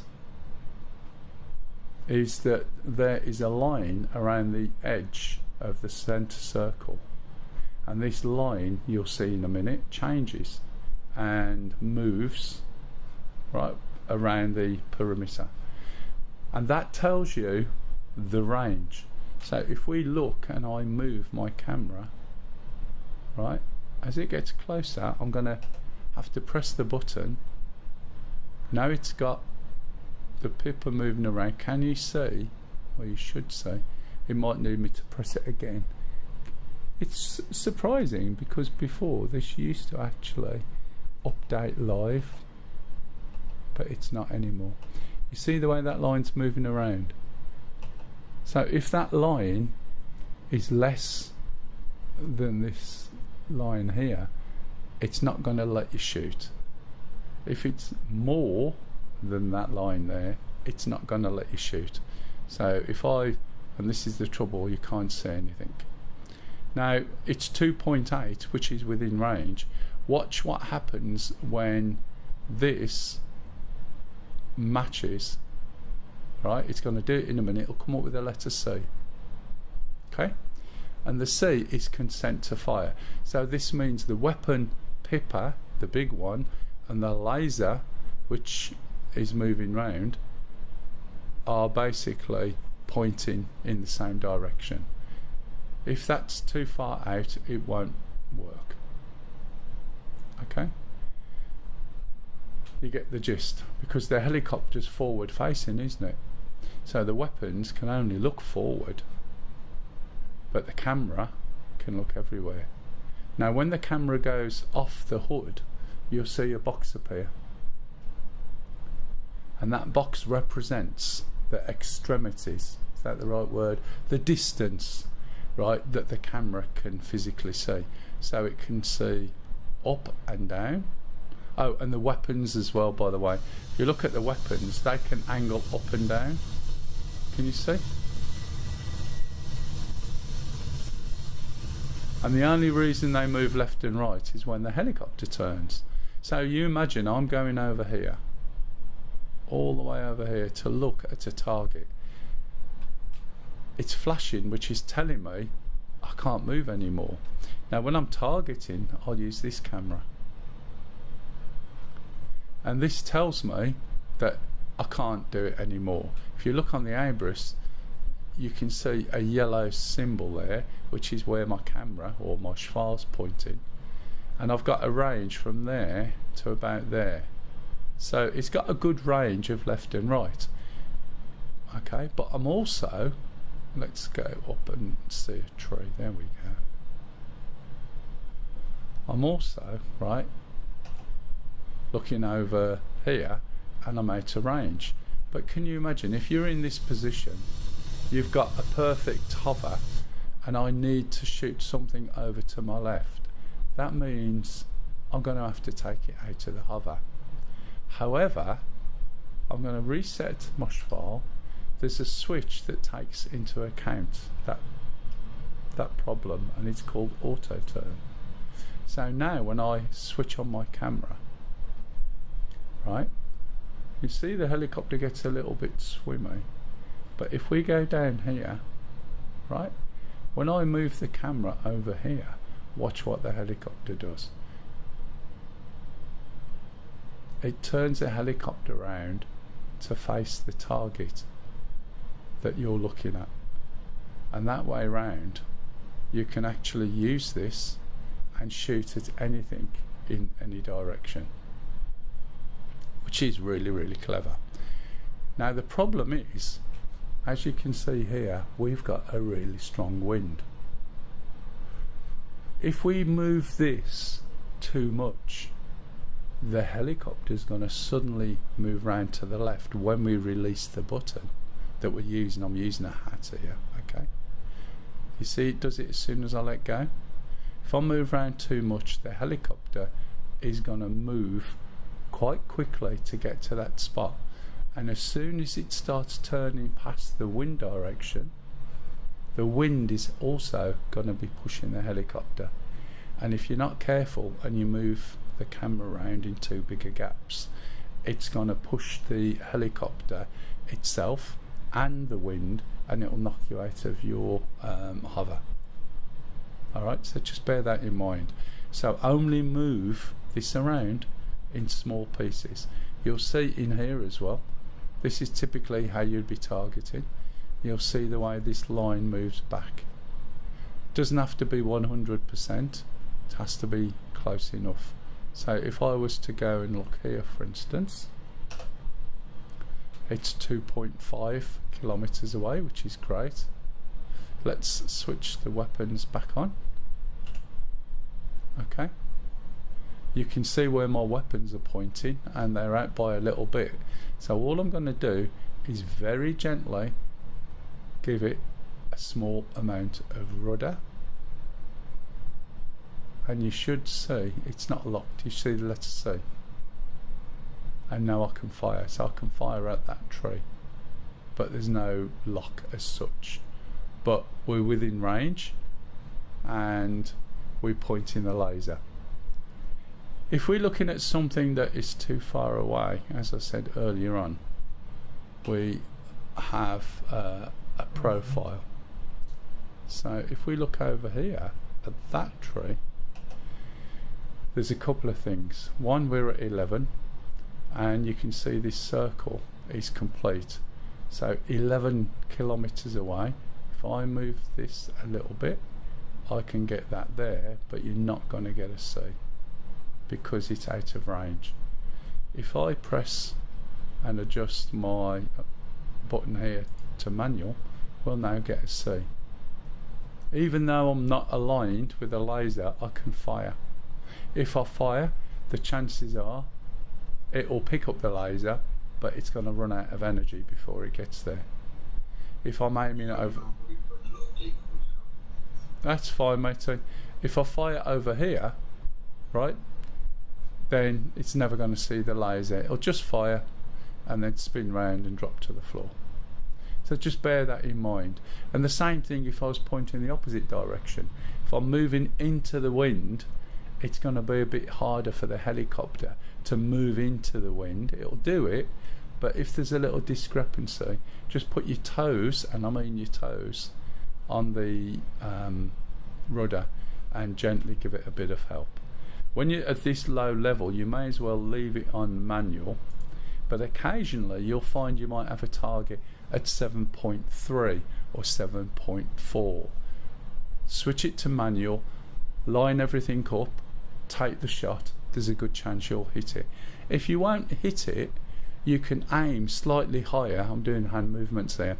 Aim slightly higher than the target to give it a better trajectory, and then when you reckon it's close enough, pull the pipper down and you're moving the laser and then aim it at the target. And you can get away with that up to a certain distance. Just fire it higher and then it'll follow the laser down as you move your target down. So you can fire over things, if that makes sense. You can do buddy lasing, it will work. And there's also, I can't remember the name of the mod, KML, is it 25 or something? You can shoot at ships with that as well, and that's got a much bigger range. You wouldn't want to use it for tanks and things, you can only carry E2. You can use it for ships, and you can buddy laser with that as well. Anyone got any questions on using this for the weapon system?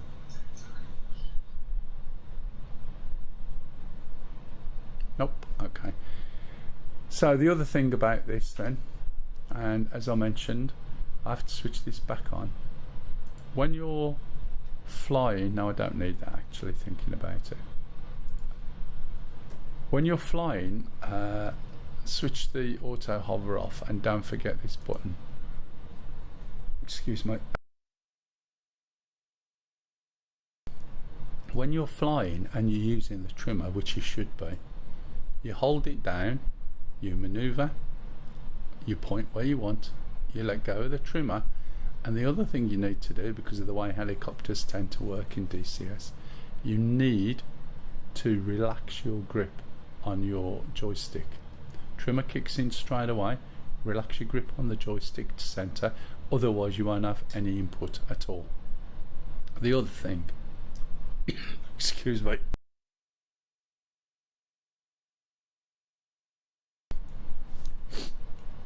if my trimmer is pointing over there and I use my rudder or use my cyclic, there's quite a bit of movement, look, and the helicopter's not really responding in the way that you think it should. That's because the trimmer can handle 20% of the input. So if I'm not moving my stick more than 20%, it's not going to do anything. It'll be a Charlie sent some decoys. So basically what that means is that if you've got a trimmer set and you don't realise what's going on, it feels like the helicopter's pushing back at you and it resists your movement. So me trying to go over here and turn, you can see the helicopter wants me to go back, right? I can overcome it by putting more and more rudder and more cyclic input, but it's not a very nice feeling of control. Excuse me, of control. Farmyard noise time, I'm afraid. Okay, but watch what happens when I let go of my rudder and my trimmer, my cyclic. The helicopter changes its speed and its settings and goes back to where the trimmer was set. Now bear in mind it's really windy, which is why it's so slow at getting there, and I'm moving at 120 odd kilometres, but you can see it's going back to where the trimmer is. So to manoeuvre around, you adjust, you hold the trimmer, that disables it, gives you full control, and then you basically let go of the trimmer when it's where you want it to be. And that's one of the things, it does put people off on this thing in terms of they don't know that, and it makes it feel a little bit cumbersome and not reactive to flying. But once you understand how the trimmer works, it is really easy. Okay, so I'm just heading back towards target now. If, for instance, I let go my trimmer now, watch what happens. Helicopter's going to be in a roll all the time, because it's the rotors that are being trimmed, and all the controls go through the rotors. So you can have this thing going round and round in circles if you really want. Does anybody not understand anything that what I've said? If there's something you want me explaining in a better way, please ask. Is it winter over for you, Mr. Camel?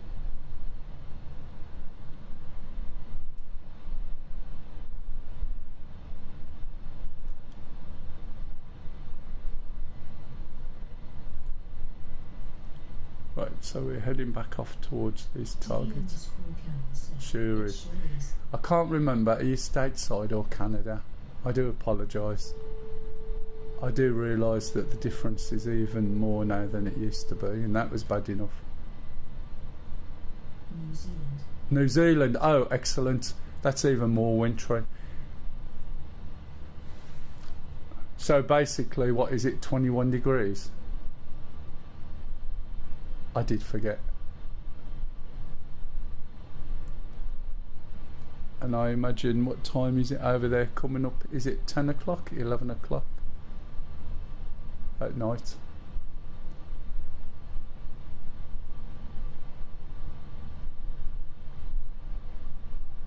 Celsius at 11 p.m. Oh, that's not too bad, is it? That's winter, isn't it? 7 degrees isn't bad.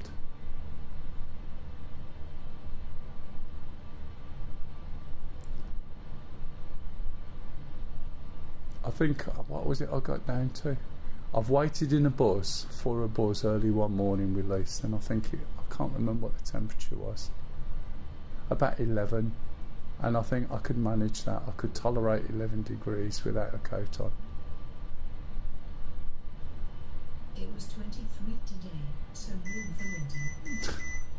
It's ridiculous, isn't it? I know we've had some winters where it's been like 21, I remember, which is really disappointing, especially, you know, when you're young. That was me overcooking my helicopter. Let's see where I am. Where am I? Oh, I'm a lot closer than I thought. Okay. Targets are over there. Shambles has gone that way to work his way around, which is always a good idea, because what that means is we're utilising towns and villages. This is not particularly a helicopter mission at all. As I said, we've done it, 3 of us, with 3 sharks, and it took us 4 to 5 attempts to try and get a strategy. It's really difficult.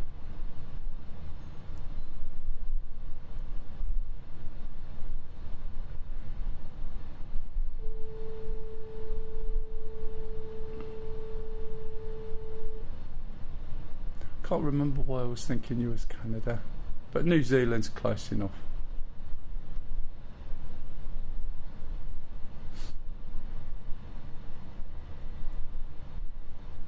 So I would assume then at night time, then your sky is absolutely gorgeous, is it not?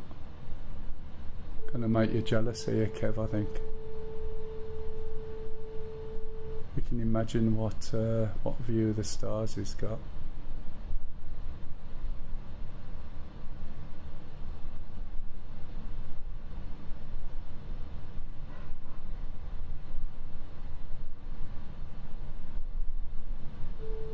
Yeah, where I live has almost zero light pollution. Jeez. Do you play scopes as well? Astrophotography? Or is it like living at the coast where it becomes in there? I do. Ah, I thought you might do. There you go.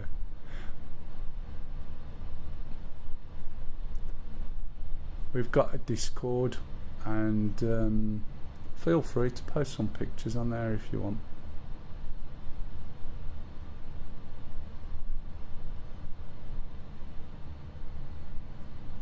I looked at it years ago when I was younger.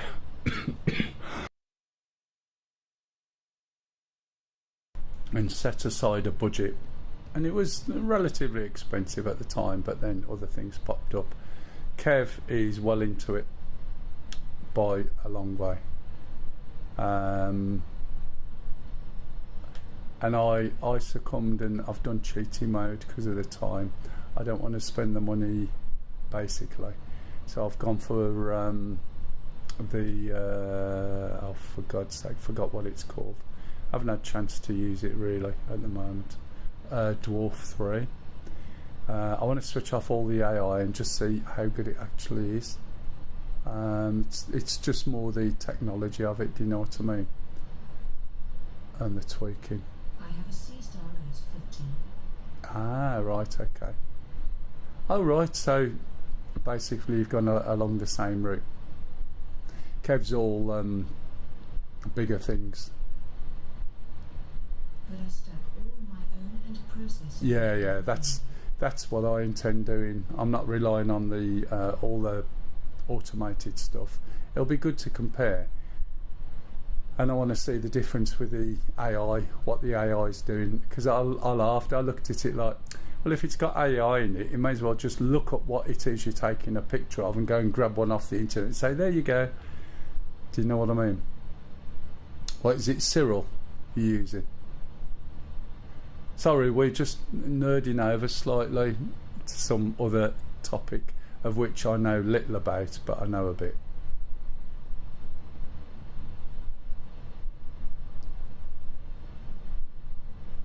But yeah, definitely, if you want to jump onto our Discord anytime, feel free to post some pictures. There is a little section, there's only Kev, I think, and Julie might have some 35 now. Yeah. Yeah. No, I know. I got my head around those. I just don't have. I just took some data off some YouTuber and had a play. I think Kev's got that, but I think he's also. Have you got the other one as well, Kev? I forgot what it's called. Kev might not be there at the moment. I might be talking to myself. You do realise.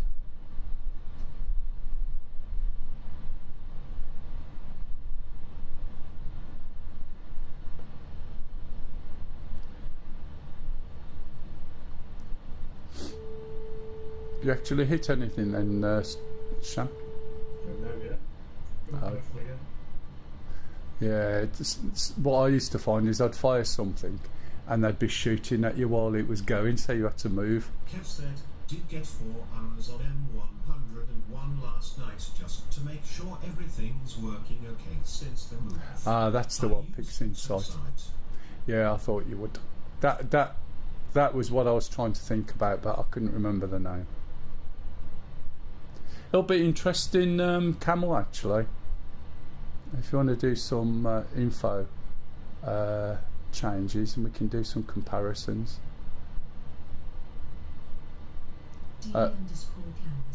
Yeah. Is quite expensive. It depends on how far you're into it, I guess, doesn't it? It's one of those.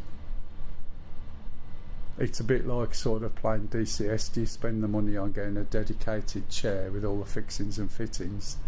And depends, you know, where you are on that money sponge.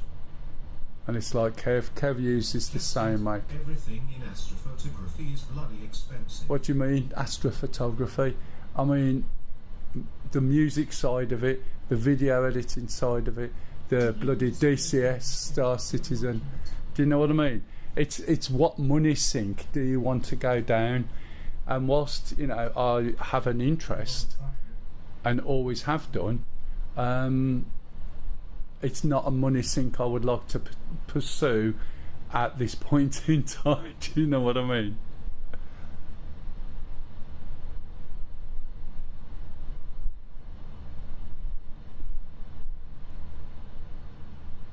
I said, I've been looking at the Celestron Origin Smart Scope, but it's about $8,000 Yeah. for me. no, this is the thing.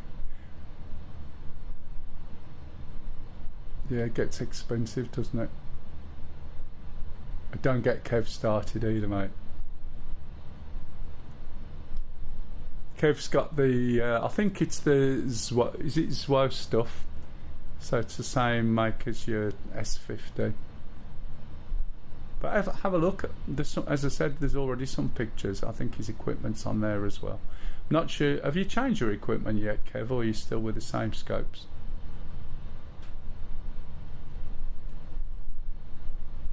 Sorry about it. This is taking a long time to get there. It's just because we haven't got any other helicopters, I don't think, at Krimsk.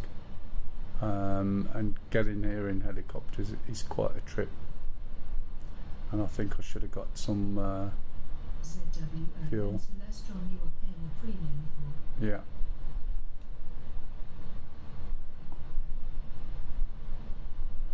I saw a house. I wasn't looking for houses particularly, but I saw a house, and I said to Lise, if I win the lottery, we'll move there. I said, I'm not gonna ask you. I'll show it you. I said, but look at the size of the window. Look at where it's looking, and it's looking east, and there's no trees. I said, and it's got about 1.5 gig internet down. I said, so if I suddenly win the lottery, I'm going to buy it, and I won't be telling you. I'll just do it. And she looked at it. She says, yeah, you can do that. I said, okay. Kev said, I am at £2.40 at the moment. Looking at an 11 bars at the moment, but can't want to get the dome more shed done first. Yeah, I've got your mate. Yeah. Oh, just loading up now, so should be there pretty soon.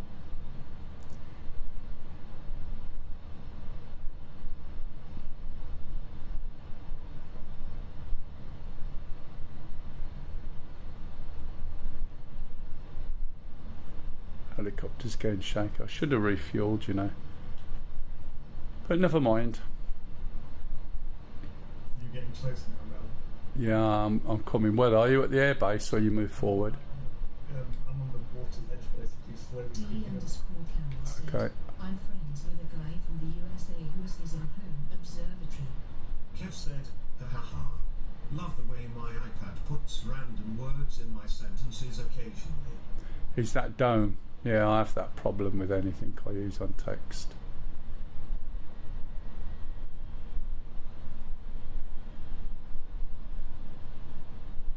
Are you from the seaside, Shan? I am from the seaside. We spent the past at least in stayed out. Anyone firing? Warning. Under attack. Mark negative. That's it, you. I'm shooting at you. Can't see where from then. I'm dropping flares at the moment. Could just be a radar, but I'll get an under attack off a radar. I just poked some flares and again. Oh, this is from in front. Oh, is that one of you? Oh shit! I've lost my helicopter. Come on. Warning. Under attack. Warning. Under attack. Warning. Under attack. Warning. Under This is the problem with under attack. I'm a little bit too close. I need to go down here and get something in between me and them. This is part of the site that we were going after last week, and you can see again the problem with the trees and the way these things are hid. And I'm really starting to get warm as well. My back is on my seat is the main thing, but hey ho. So what I'm going to do is get down here, give myself a little bit of cover behind these trees, and then have a look. I need to slow down before I start trying to do any hard turns. Again, it's not a good time to start increasing your height. So I'm holding the trimmer, pulling the stick back in the opposite way to what I'm moving. Let go of the trimmer, let it settle down a bit. Quite a high left turn on, and now I'm unturning. Warning. Under attack. Warning. Under attack. Warning. Under attack. Warning. Under attack. The battery's going well on your headset. Excellent. Lower gear. That's the time, yeah. Oh shit, look, that's where the missiles are. That's at me. Right, Under attack. Warning. Might be at Under me. attack. Bloody hell. PT still around.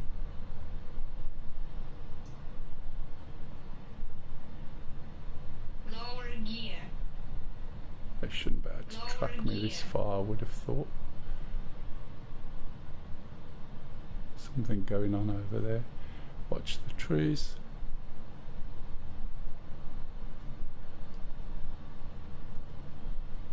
This is not a good place to be where the trees tomorrow. Mel or anyone, have you tried the Ferry Flight Sinai mission? It's Uh, a user-created mission. Not at all yet. In fact, I've got Sinai and I haven't never used it. Is it good? Is it a case of taking stuff over, or is it Warning. a flight sort of? Under attack. It's not a check flight, ferry flight. So it's like moving supplies or moving the planes, is it, or I'm not helicopters? sure. It just looks relaxing. Right, yeah, I'm with you. The thing is, it's going to be relaxing for you over there, but over here it's like cooking. How it's like a slow cook, do you know what I mean? I know what it's like in New Zealand. I've been there a couple of times. I was over there in '92 when the burn time was like 12 minutes, and I couldn't even stand in their bathroom and have a shave. I had to go and stand outside. Oh man, it was just too warm. But it's not great. Never drunk so much water either. Used to go down to Ashburton. My whole house is air conditioned. Oh, I bet it is. Are you on north or south? I can't remember. Warning. Under attack. Warning. Ah, right. Under attack. Hiya. Welcome back to the channel. Are you in a server? We are, yes. More than welcome to join if anyone wants to join in. Right, I've got to try and sneak over this bit of water. Don't want to be too high. I can see where you're being shot from, Sham. What map? This is just Caucasus. Something will be smoking there now, hopefully. Yeah, I'm just slowly creeping over. It's quite difficult from the trees, isn't it, where you're trying to peek over? Oh, hang on, start there again. It's quite difficult from the trees peeking over. Yeah. Warning. Under attack. Oh, Warning. Under attack. is that you firing on me? I need to be there under these trees. Warning. Under attack. Warning. Under attack. Oh, I see why I'm having a problem. Yeah, I'm too far over where I thought I was. So I might. Server name. It'll be Mel's emergency server. Password is MELL12345. What is it you want to fly? Planes, helicopters? Everything's on there, but Is someone right in chat? yeah, if someone can just pop that in. 11, yeah. Oh, we might be able to. Hang on. Just gonna slow down. Right on the edge of the room. Alright, matey. See you, James. See ya.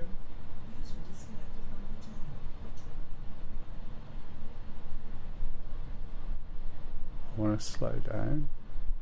I want to try and stop and see if I can. I think most of the stuff's off to my right, but I've got to be careful. See if I can use these buildings here and these trees. I've got to slow down without hitting the water and without going high. As I said, I can. Is that Sham there? No, it's some buildings. So I can copy paste. All right, yeah. Can someone just type? Oh, Under attack. Warning. Under attack. oh, it's firing at me. Under attack. Warning. Under attack. Warning. Under attack. Warning. Under attack. Yeah. I'm going to get spanked from the other side by the looks of it. I didn't realise when I come over, I just wandered too close. Yeah, they've just hit me, I think. Or just popped next to me. Nope. Yeah. I need to stop. And then keep quiet. Because apparently these trees will stop missiles. Did you know that? Land copy said, what's the server name? Just one moment. It's alright, I've got to get to a point where I can let go. Sorry about that. It will be easier. It will be easier to type in the search bar MELL. Yeah, just put in MELL and you should find it. Right, I think I'm a little bit too close, but let's have a look, see if I can actually do anything. I think that missile I think it exploded close to me and didn't actually hit, but we'll see. Right, I've switched my auto hover on. Land copy said, password. MELL lowercase, right, as in Mel's emergency server, MELL 12345. Nice easy one to remember. Can you see where I am, Sham? Look on the F10 map.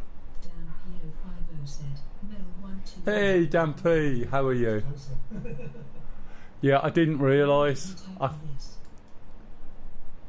Oh, it's because someone wants the details to get on the server.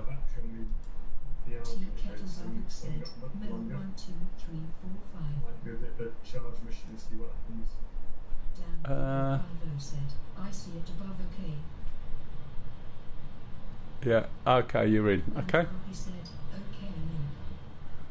You're all good anyway. You've been streaming today, Dampy.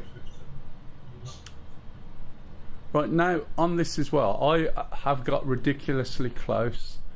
The stuff is all over there. I'm doing great and sad at the same time. Great IRL, but DCS makes me sad when the Under attack. Under attack. Are these your scripts? Can you not fly F-14? The F-14's in here, I think. If you want to fly it, yeah? All the planes are in there. I'm sure there's an F-14 in here. Tea Kettle Barbik said, a Dampy, you should learn. Is it, so sorry, when you say the scripts, is it the mission scripts that are there, or is it your scripts? I want to make sure. He said, no, he's not. There's no F-14.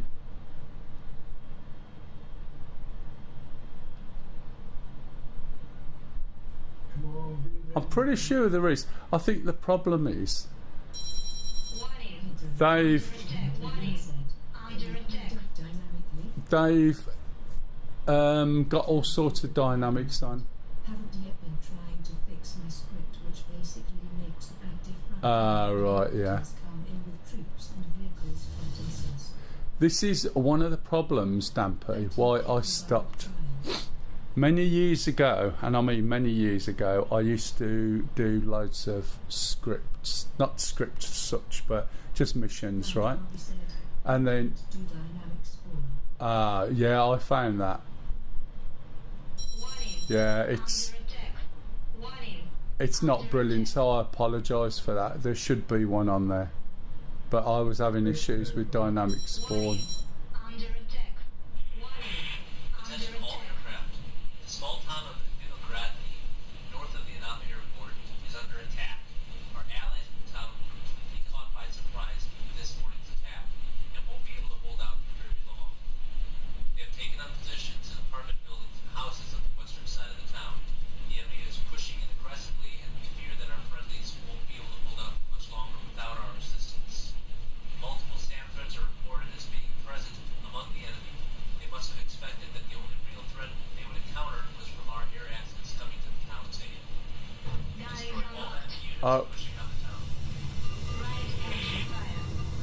Where the hell? Yeah, I've just noticed that. What the hell's firing at me? I was doing alright there, but now I'm dead. No, I can't. Especially the angle it's firing from. Oh, is that you?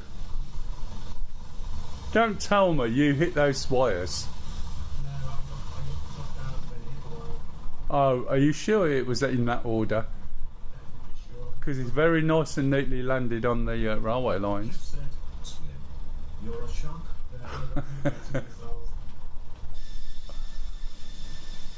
Unfortunately, my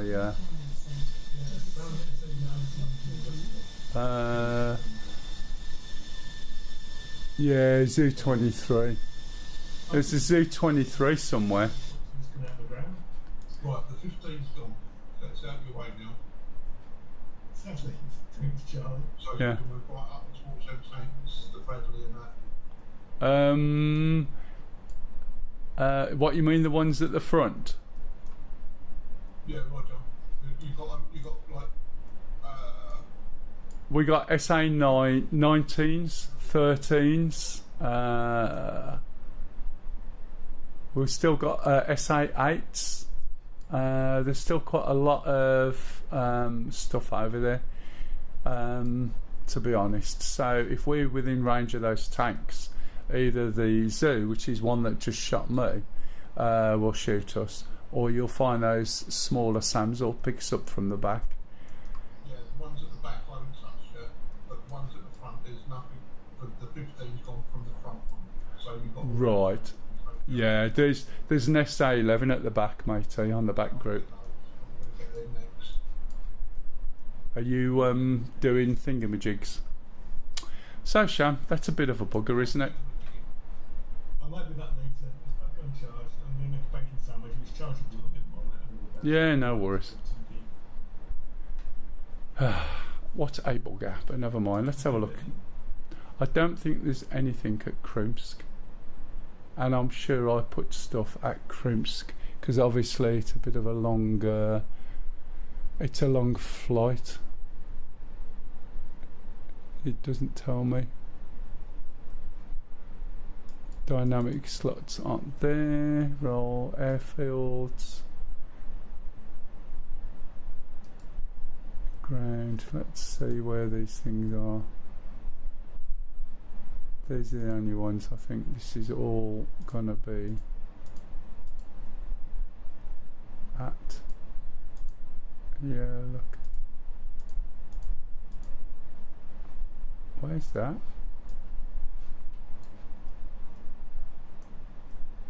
Oh, interested. So we've got Hueys over here. But I'm not so sure the Hueys are going to be able to do a lot, to be honest. There's MI8s. What else is in there? Is there an open microphone? Pardon? I'm getting a lot of static. Right, an open mic. It'll be off the... it could be where the... helicopter's gone down, but I'm still in it type thing. Might be, I'm not sure. Ah, look at that.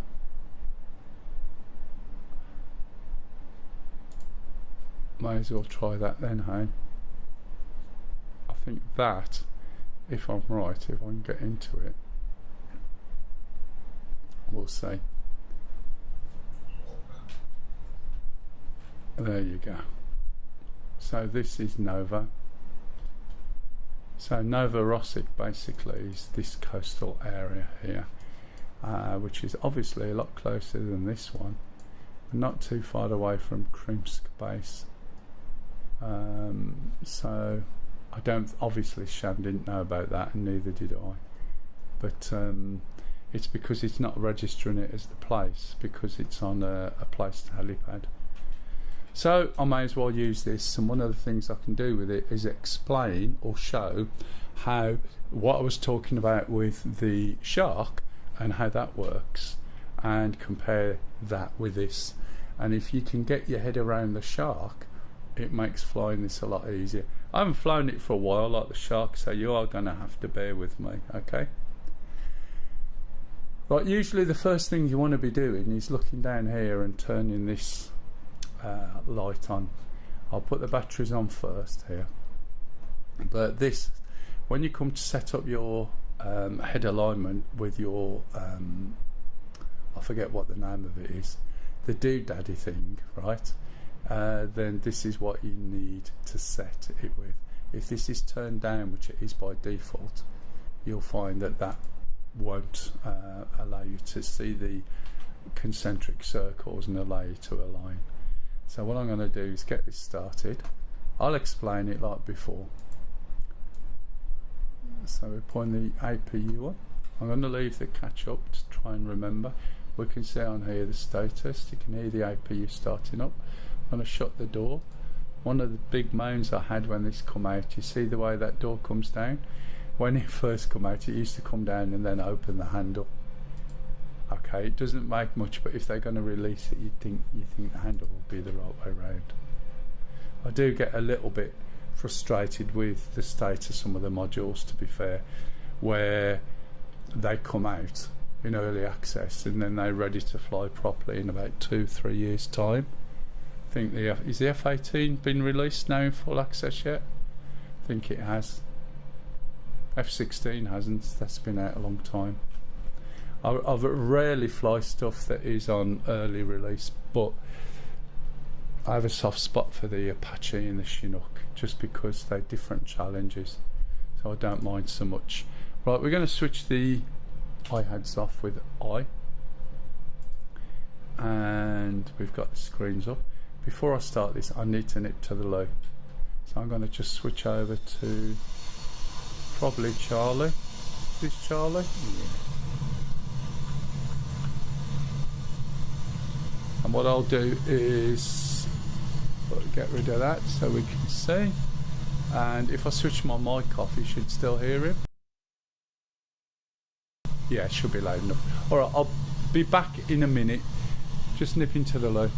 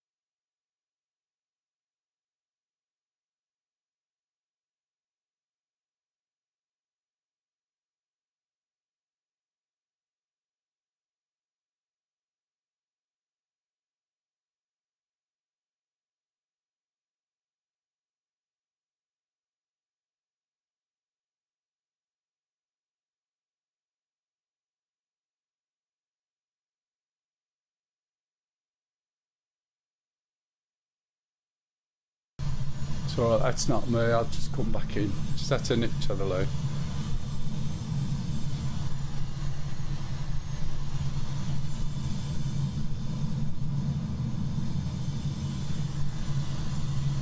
Right, Charlie was coming into land.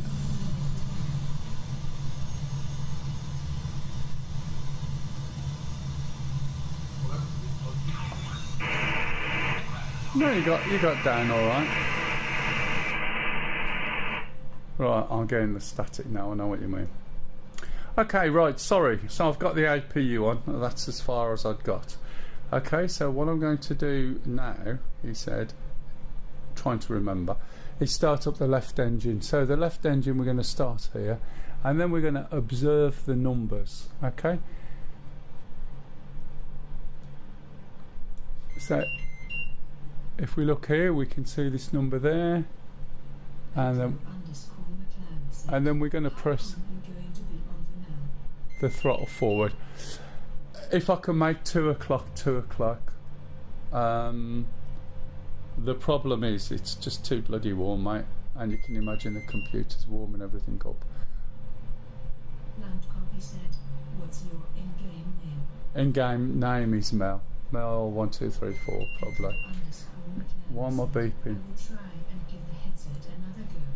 Yeah, no worries, matey.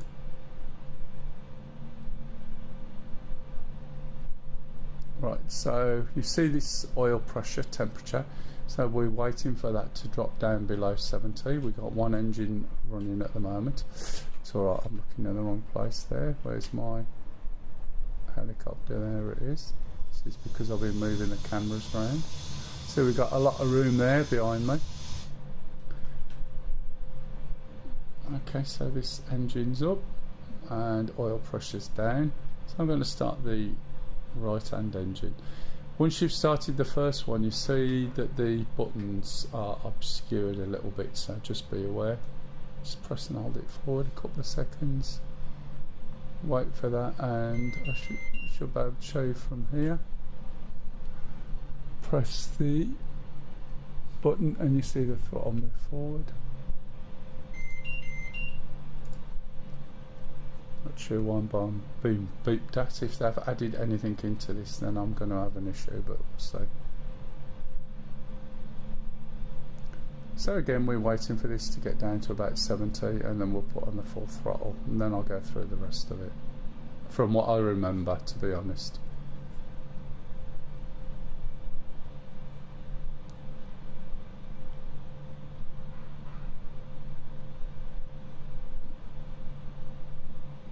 I need to brush up on some of the information about the axis control and the systems that are used to manage this, to be honest. Just so I use the right terminology, because as best as I know, I'm sure that Doodad isn't the actual name. Okay, so that's down. So now what we're going to do is just push the throttles forward together. Both engines are in sync.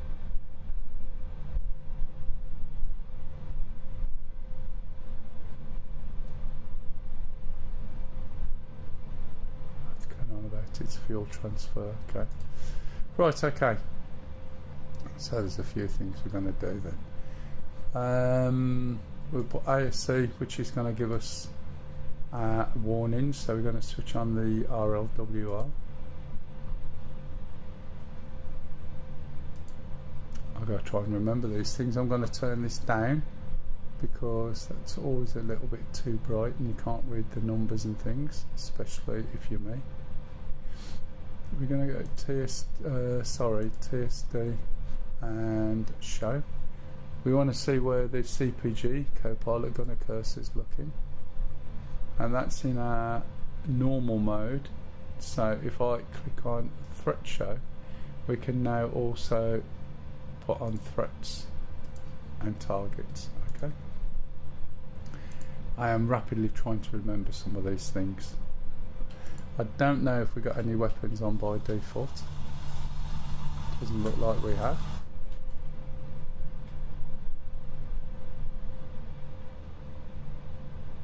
So what I'm going to do,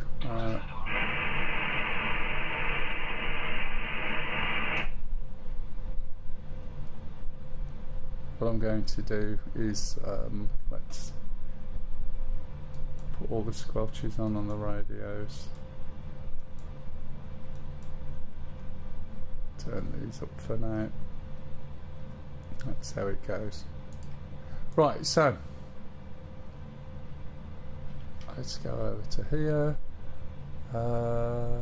Fuel. Sometimes I've seen it do that, and I'm not sure why. But as I said, I'm not sure if they've actually changed anything. Should be on auto. I don't know if they've changed anything since. Right, okay, so let me have a look. Where are we? Let me align. You can see at the moment I'm forgetting stuff. So I'm going to sit, because I move my camera around all the time, pause it, retrack it. I'll sit in a nice neutral position and put it so this is approximately just below my view, just below there. I'm going to switch on bore sight. I need to switch on my iHads, and this is where it aligns, or it allows you to align, right, your iHads. So I'm sitting here like this back, and now I'm going to look down, and you'll see concentric circles there. Now the first thing I mentioned is this knob. If that knob isn't on, you will not see those circles, he says. Now I've put it on. One thing I need to do is hit iHads bore sight, and there they are. Okay, so that knob there, as I said, if it's down you won't see them, or if you haven't pressed the button, so just beware of that. Okay, so I'm in my neutral position, which is about there, and what I'm going to do is move my head to the center as best as I can. That'll do. And your cursor here was automatically placed over the button, so you just press your button. As long as you don't move, you're fine. Now bear in mind I'm going to be moving around like this, and that's obviously going to make a difference. So if I'm that desperate for knowing exactly where I'm looking, aligned with the systems, then I'll sit back here, and then I'll unpause my head tracking. Okay, when you're firing the gun from the pilot seat, if this is very slightly out, basically, you know, if the gun's firing here and I'm looking there, then I'll just adjust where I'm looking for it to work. Where are we? Let's have a look. That's done, that's done. I've got to try and remember, you know, as I'm going through, I'm forgetting some of the things that I need to do. I'll load some weapons up anyway. I'm in two minds, because this is close. I'll go manual first of all, and I'll use CPG and see how we get on. So if we go with let's just put all the Hellfires on we can do. Ks. The Ks basically are what you have to laze at and fire, and again I don't know how long I'm going to last here. And the Ls are ones you'll use with the fire control radar. I'm not going to put the fire control radar just yet. I want to see what my co-pilot gun is going to do.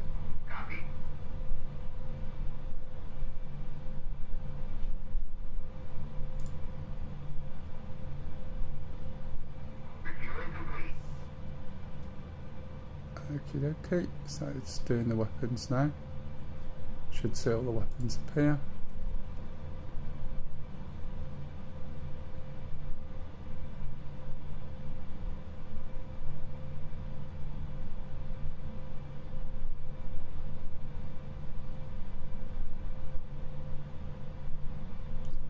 I'm not sure whether, let's have a look. 1500 meters the gun range is, which if you look at this, 1.5 clicks. So if we could see something, we can use the guns, but we've got to be in here.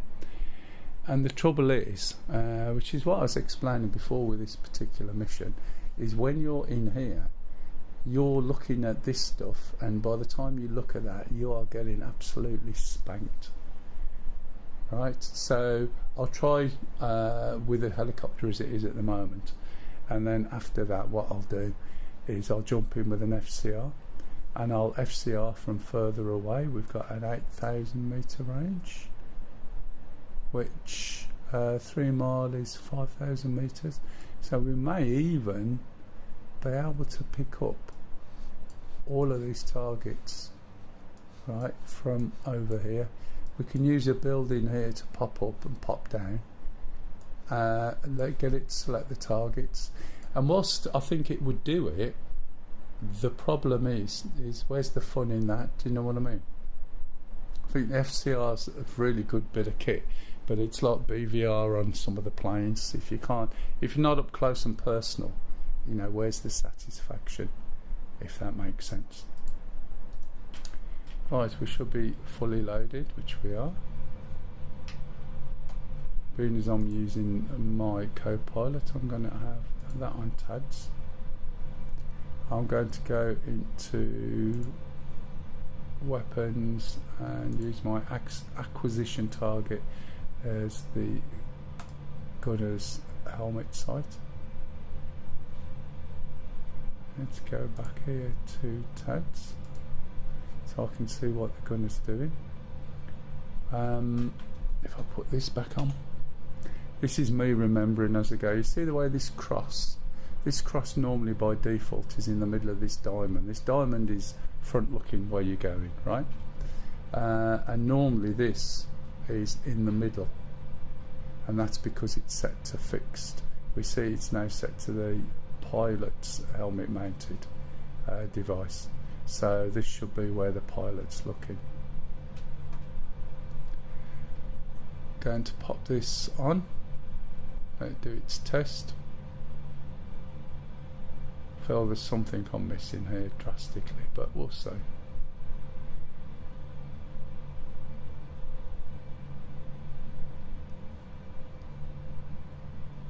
I don't know whether the co-pilot gun is any better than he was before, but previously it was pretty ropey. I'm going to arm the countermeasures, and I'm going to switch it onto bypass and use countermeasures myself. Okay, we don't need the APU anymore. If anyone's got any questions, please ask, and I'll try and remember and stuff, but I might not, so we'll have to go with it. I do apologise. Okay, so I'm not going to be firing these. I'm going to pass these over to the co-pilot. I'll put this on for now. Pass these over and I'll select the gun. Okay. Go back to TAD. And what else? There's something else. Oh yes. Let's put this on. Okay, this is the axis similar to what we had in the Shark.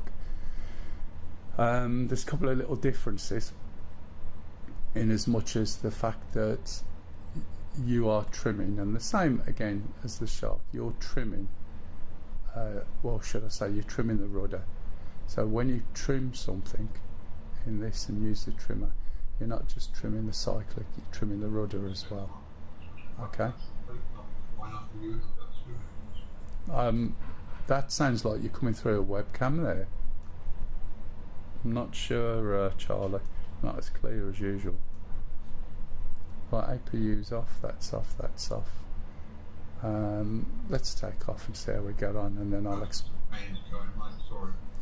Alright, it was just wobbly all over the place. Right, so what I'm going to do...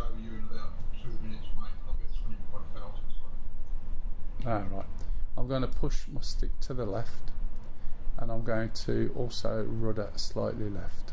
Okay, and we'll see how we get on. Start increasing the collective.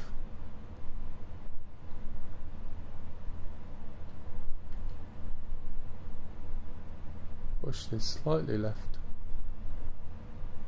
Ooh, okay. Remember, it is really windy, as Sham said. Don't really want to go to the right. Start moving forward. Down at Krimsk at the moment. So earlier on was talking about all the trimming, and I said one of the things I said was the fact that this is extremely similar to the way that the Shark works. And what I mean by that, can't remember if we can do much with this hood.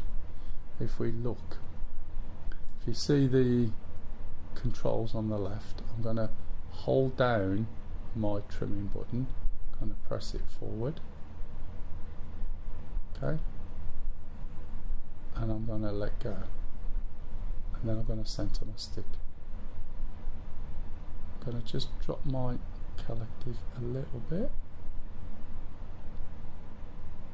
and you'll see we're just moving forward. Now note that we're not moving forward straight. And the reason we're not moving forward straight, A, is the wind, and B, can you see on the diagram on the top left, my rudder is slightly off to the right.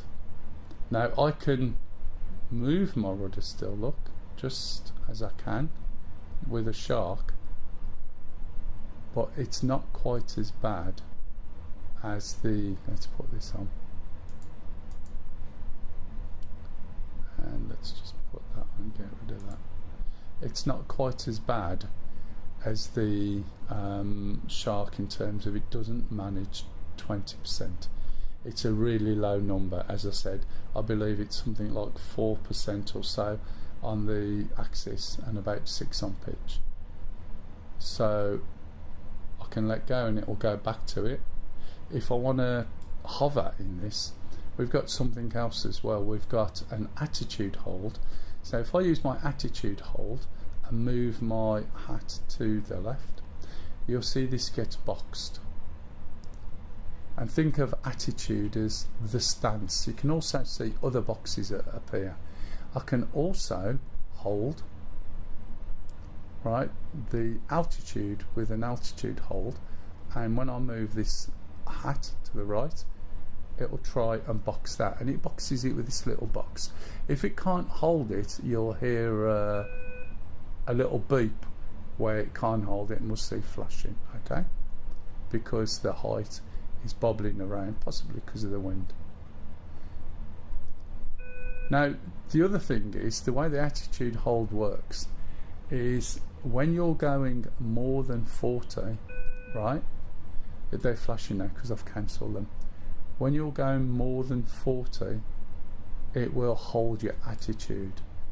But if you're going less than 40, it's going to turn around and say, oh, excuse me, where am I? Someone's firing missiles from over here. It's not me. Oh, it's probably Charlie. I'm right down here. There I am. Okay. So if you're going less than 40, it goes, oh, you're trying to hover. And it'll try and put you into a hover really slowly. And what I found, if you want to hover like in the shark, you need to know, have a good idea where the wind's blowing, but you can compensate for that. So what I'm going to do is hold the trimmer now. I'm going to use that line that we can see, and I'm slowly pulling it back. Now as you come down for a hover, you're also going to have to increase your collective, because you're not moving forward, you've got no lift, or no lift from the forward motion, and if you're not careful, you're going to start dropping to the floor. So I'm trying at the moment to reduce my speed and maintain my height, which is not necessarily that easy. I know I can check to see what the figures were. I'll show you that in a minute, what I need to maintain my height. I'm putting more left rudder on now as I'm going slow, and what I try and do is get the speed down on the left. You can see it pushing left now as I'm slowing down as slow as I can.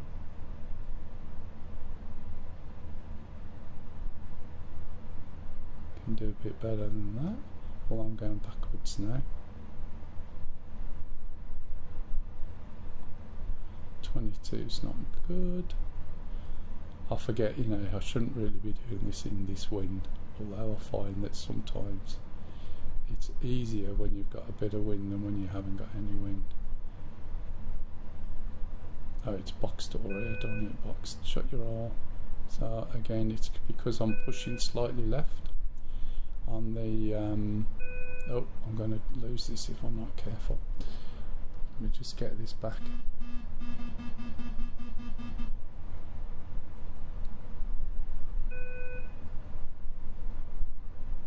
It's not the best place to try and do a hover, is it really?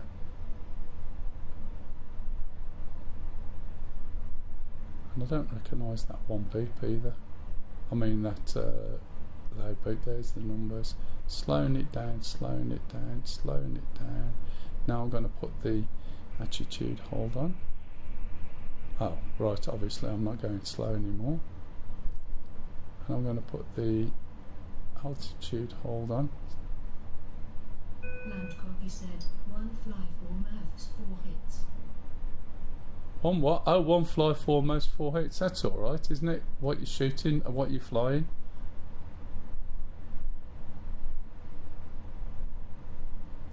Yeah, That's great. not the best. It's very good, isn't it? Let's slow this down a little bit more. Every shoot hit.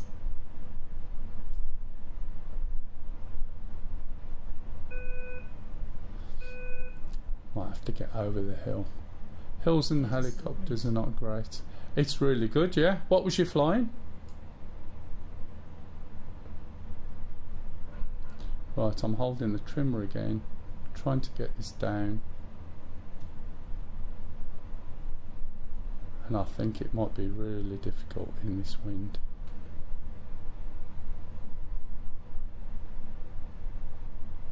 So much for this simple demonstration of this, huh?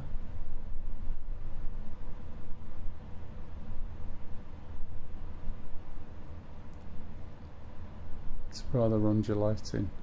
It's not a good idea to actually. I've got a strong wind, and I'm at hills, which is not great, to be honest. So let's move forward a bit more and then see if we can find somewhere a little bit flatter. We'll go over this way. I'll do that again. I'll slow down and I'll show you what I mean, and we'll try and get it into a hover.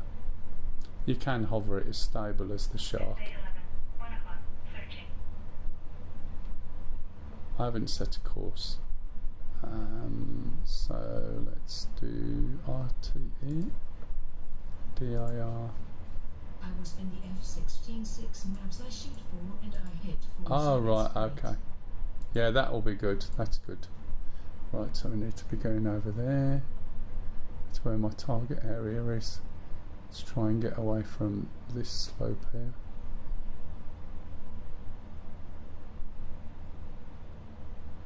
Keep my head down, use these hills for cover, the ones in front, and we'll get out to the hills first. No, that's good. There's quite a few SAMs over there, which are a pain in the arse.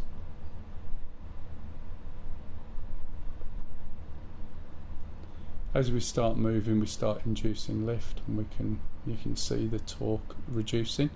One of the things you have to get used to with helicopters, you start over torquing, and it will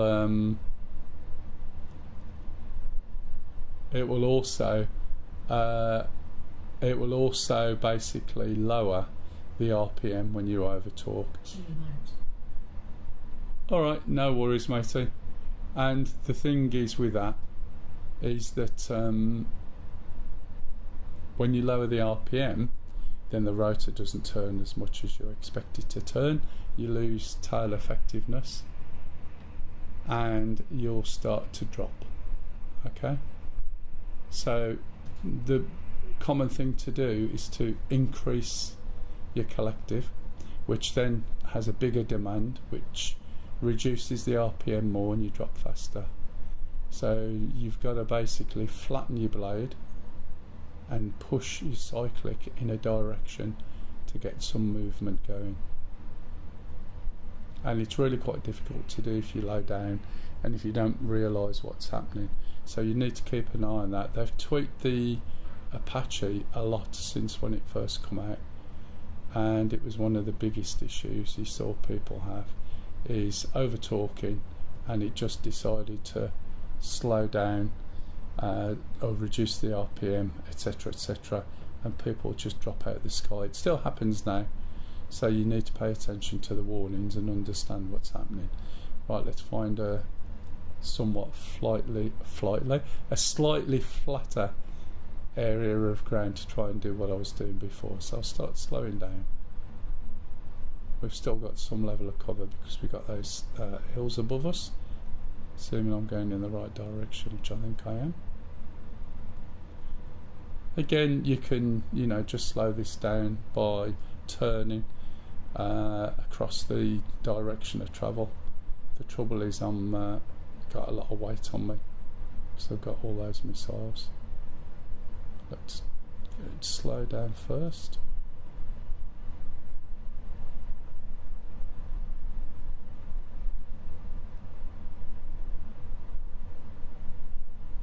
As we slow down, we need to add more left rudder, and we need to add more collective to hold us. You'll see the torque rate. No, that's not bad.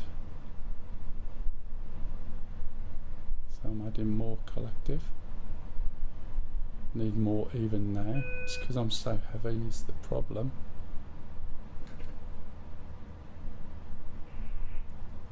And the reason why I have a bit of a trouble sometimes there is because I forget to centre the bloody rudders. The rudders have to be centred just as much as the stick, otherwise you've got no input. And it's extremely easy to forget, especially if you haven't flown it for a short while. So I'm just going against the direction there. Just let go of my... You see, I've put that much in that if you let it go, it goes backwards. It really doesn't help having wind.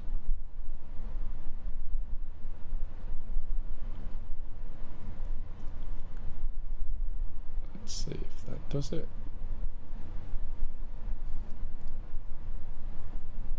It's really bobbly, but it will, and you can see it's getting hold of it now.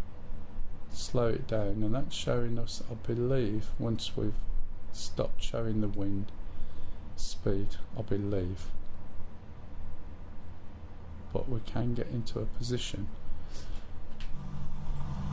Yeah, I think there's a little bit of wind blowing that, but if you look at the angle of the helicopter as well on the blades, they're not flat.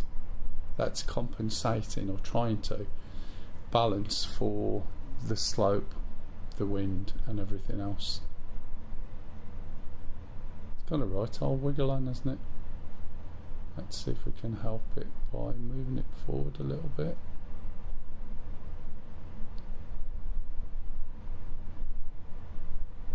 Got a bit of a oscillation going.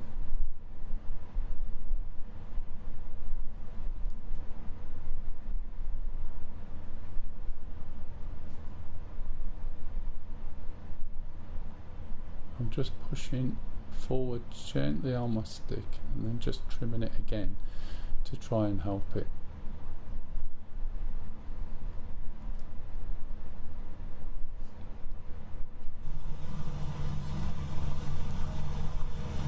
But you will find you can. As I said, it's not ideal conditions really to do this, but you can get this to hover in the air as steady as the shark, to be honest. But it could be oscillating because of the terrain, the strong wind that we've got. But obviously if we're going after those targets, we'd probably be dead by now anyway if we just sat here hovering. But you can balance it. It's easier if you get the speed. This is before we do select this box, which is the attitude hold. Get the speed as slow as possible, get the height nice and level, and when you engage it will get into the hover really quick like the shark does. And you can see it's got a little bit of backward drift, but you can correct that out, but you get the general gist of what I was trying to explain. Anyway, let's put this guy on. Let's give him some weapons.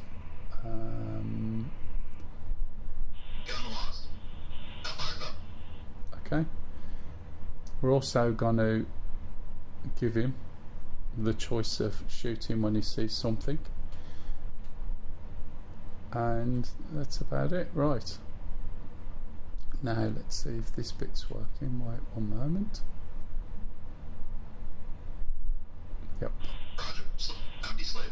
Okay, so now he's slaving to where I'm looking, and that's showing me over there, okay, on the TAD. So we're going to go off towards the target area, and then try and shoot something. All we got to do to get out of the hover is move the hat back, which cancels the attitude hold and the heading hold, but you've got to be aware, ready to catch the helicopter, get it moving forward, and then you can start reducing the torque.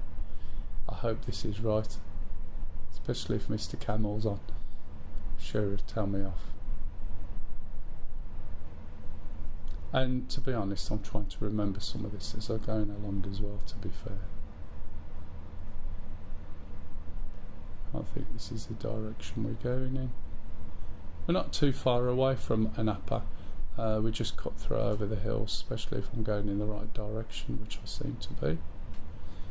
Just got to be careful of my height. And we should be able to get to here. And it'll be interesting to see what the co-pilot makes of the targets that we've got over there. Again, he needs line of sight using this this configuration.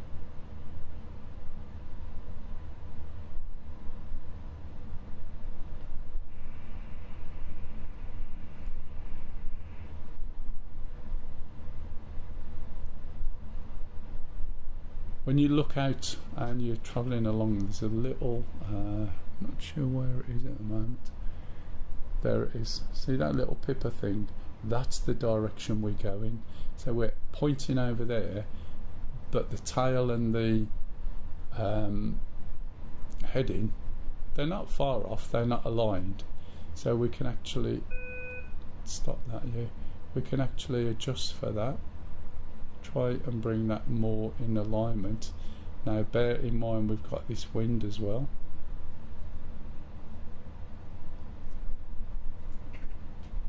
Here the spring-loaded pedals then. So where do I need to go with this? We need that there.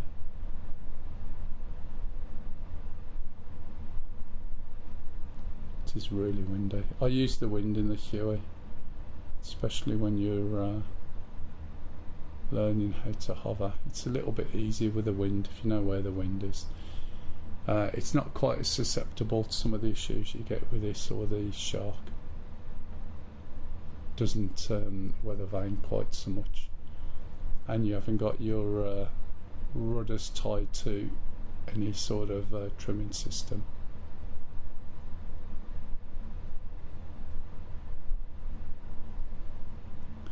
Right, I'm going to look over there in the distance. Roger. Deslaving.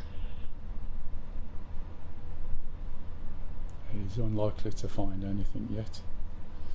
Let's zoom out a little bit on here so we can see. SA-11, 1 o'clock, searching.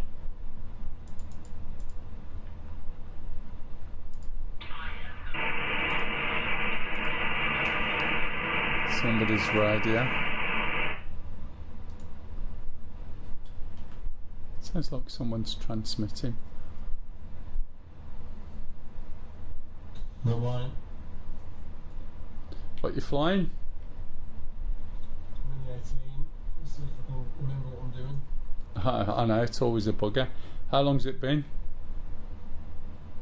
God. I mean, what, February? Oh, really? Once you start, you'll be fine. It's just the odd thing you'll forget, which is really annoying.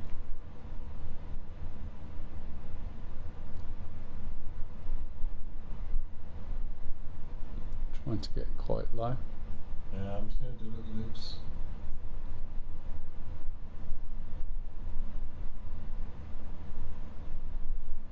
Also, there was, I think the other guy's gone. There was somebody else in.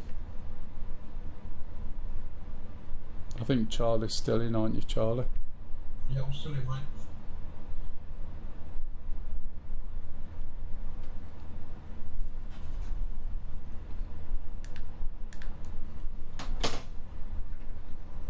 That's right, so I was just...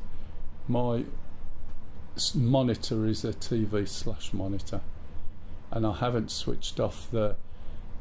If I'm not doing anything for too long, don't, you know, just go to sleep. I haven't switched it off, because sometimes I'll leave it on and forget I've left it on and it goes to sleep, which is fine. But it's not great when you're streaming. But it's easy enough to just press the button on the controller. And if you've never used one of these and you've only used monitors, it's absolutely gorgeous. The size, the colours, it makes it easy to read. The blacks are excellent, and this is what I was talking to Kev about last week. It's an LG 42 inch, and I want to get another one as well, because the version, the C4, which is last year's, is a lot cheaper. It's about 600 quid or 550-ish if you want to go on eBay, whereas the new ones come out, which is the C5 this year, and that will be 1300 quid. I was very tentative when I bought this. I bought this one when it come out, which is the C3 a couple of years ago, and yeah, it was expensive, but it is really, really good. I don't think so on this particular mission, I'm afraid. And when you say ground vehicles, do you mean, do we have... Sorry, I might have misunderstood you. Yeah, mostly ground vehicles on this. There is one mission on this selection that we've got that has got air-to-air. But yeah, we're going after ground. Sorry, I thought you meant, are we using combined arms? Yeah, sorry, tanks and lots of SAMs. I think the SAMs have been cut down a little bit. But there's tanks and SAMs. Not sure whether I'll actually get anywhere to be able to shoot them. You're welcome, matey, no worries. If you've got any questions, please ask, and as I said, I don't mind anybody joining in either, as long as people behave. If ever you get banned from anything of mine, there's never an apology or anything. You don't get banned for no reason, you know. If you're messing around, that's it, and it's just one chance, and then that way everyone's like fine, do you know what I mean? I've been on so many servers where people come on and then shoot all the people who are trying to do something and so on, because they get bored or whatever.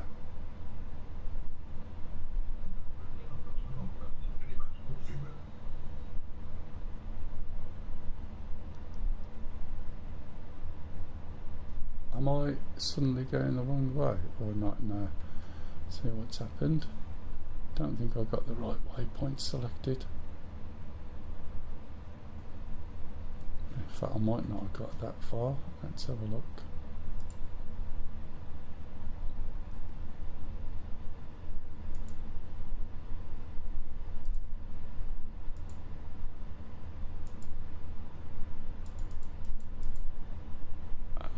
Interesting.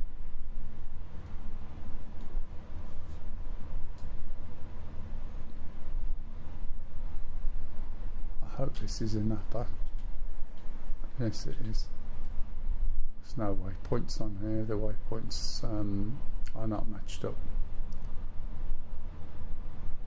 Well, they don't appear to be. Right, let's slow down. So as I said, you can sort of put this into a turn, slow it down, but it'll slow down quick, so you've got to be careful. And then you've got to start increasing your collective. It does help if I've got this on.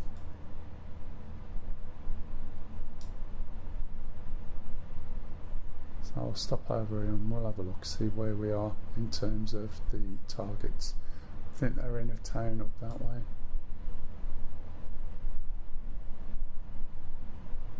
Walk right out of the way.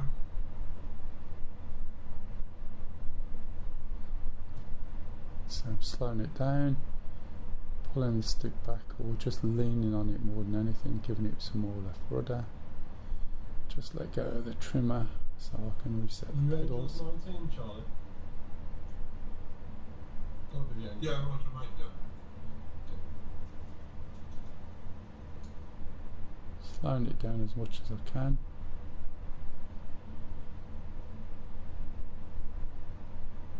It's going backwards a little bit.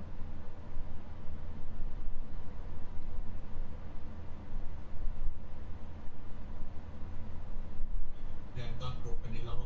Right, if I now put the attitude control on, I don't have any weapons on me anyway.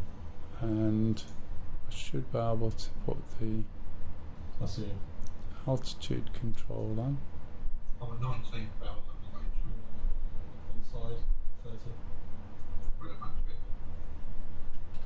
We should be able to get down to a reasonable hover, alright? As I said, if you do it when the speed is slow, if you look at the blades, look at where the blades are pointing.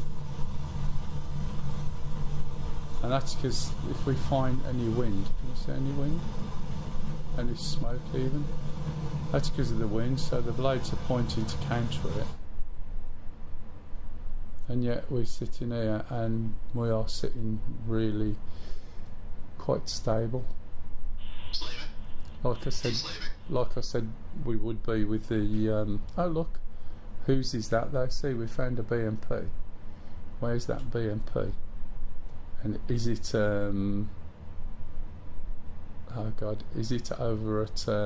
Is it an enemy one or is it a friendly one? What do you reckon? The targets are all over here. We can see where he's looking, I think. If we go into threats, that's good. We could see all the threats.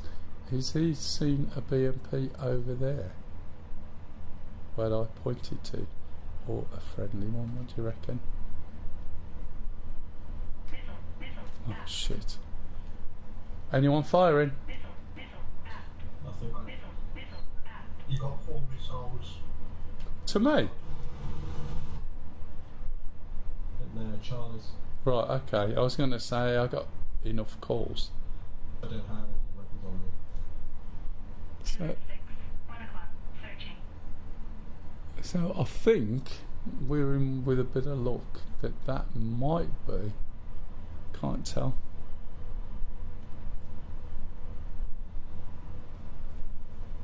If I was in the co-pilot gunner seat, it'd be a damn sight easier. Okay, you get the gist anyway. So the what's it works, the ability to hover. Although it started this oscillation again. I've not done anything, but it started oscillating. Right, so we can see where all the targets are. We need to zoom in. You can see the fire range that we're well within. Let's yeah, his missiles out.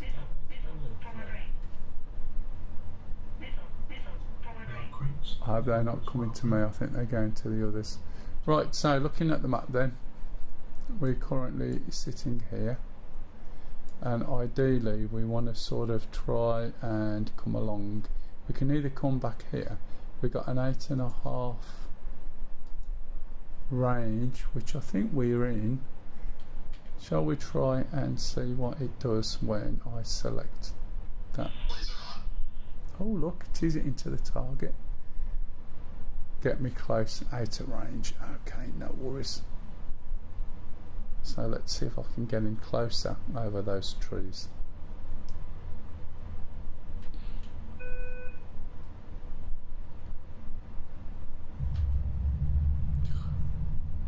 Who's booming?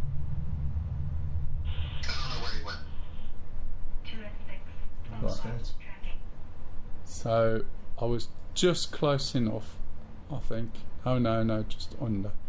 So if I can move this side and see if there's anything I can hide behind. He doesn't. Okay, let's turn around a little bit.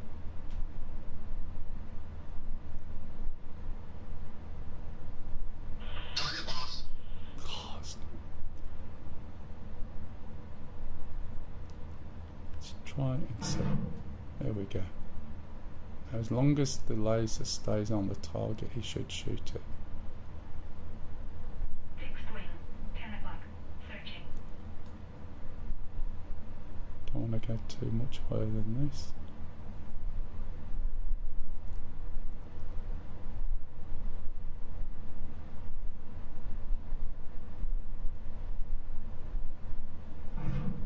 SA-11, 12 o'clock, Shooting all the same things. Lasers off. There we go. So he's able to shoot from here, and he actually shot something that wasn't our own target. That makes a nice change, doesn't it? Where's he looking? Where's the cross? Oh, it's over there somewhere. We're going to look over this direction. Roger. D-slave.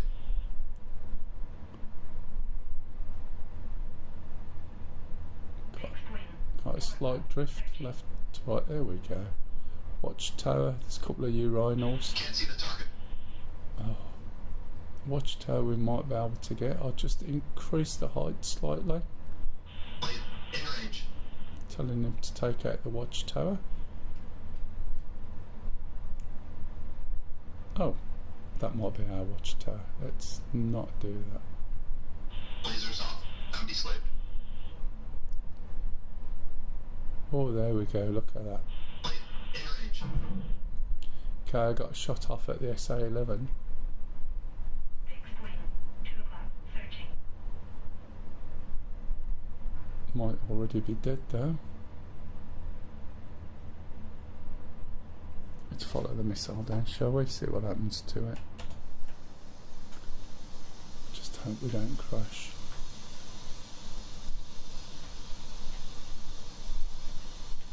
Someone else already killed it off, I take it.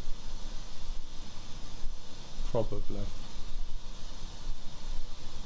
See the radar. Oh look, it's going for the ones. Oh no, there's a controller in there. Yeah, I missed. That's probably because of the way we're moving around. I'll try and slow that down. Just push gently to the left and then press the trimmer and immediately let go again. Just to see if I can stop this drift.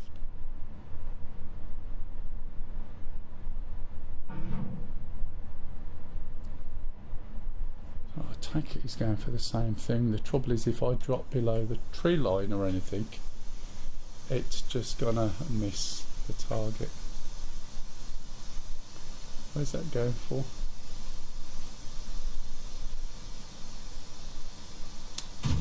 Yeah, it's a bit naff. He's got no eyes on the target. Stop firing! Let's try and get a proper target Lasers first. off. I'm D-slaved.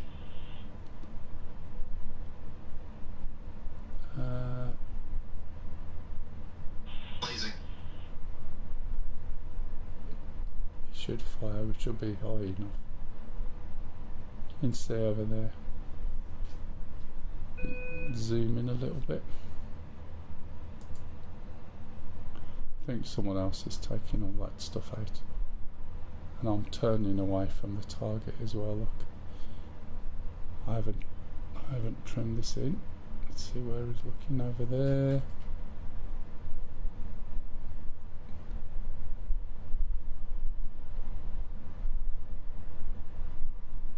So it needs to bring the view down a little bit.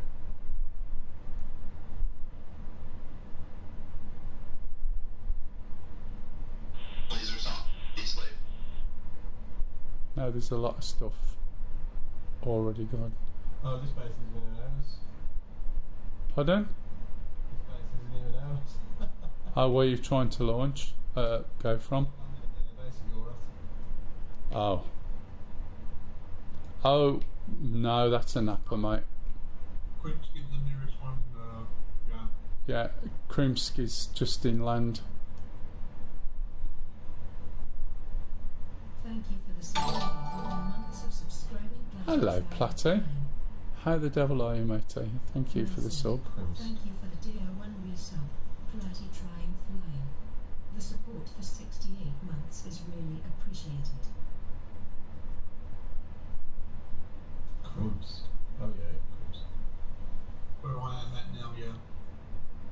lot of trucks. What waypoint's that? Probably isn't. If you have a look at the map, Got the pipelines.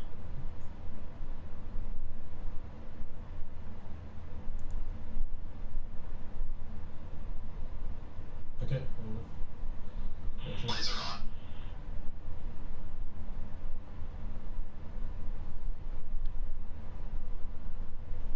Platty trying flying said, I'm well, thank you. I've been very busy the last few weekends. yeah, I can imagine. Is that busy at work? Type busy.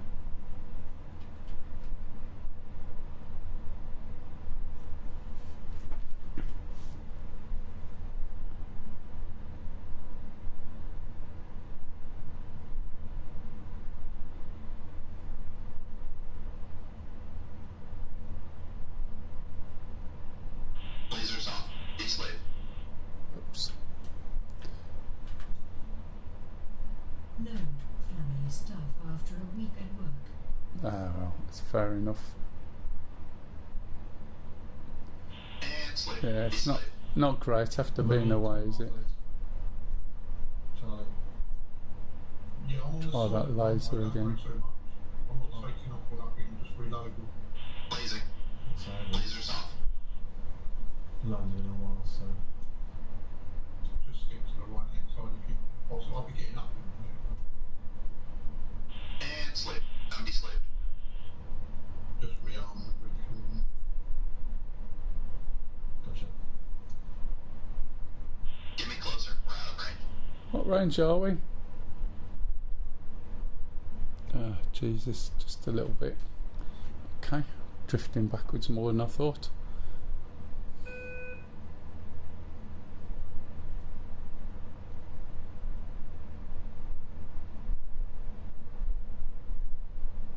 I'm going to end up dead, aren't I? Let's see if we can use this town.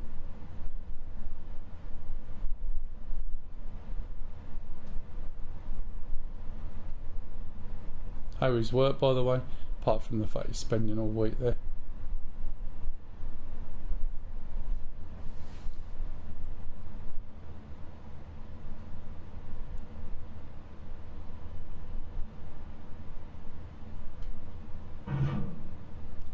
Right, rifle, by the way.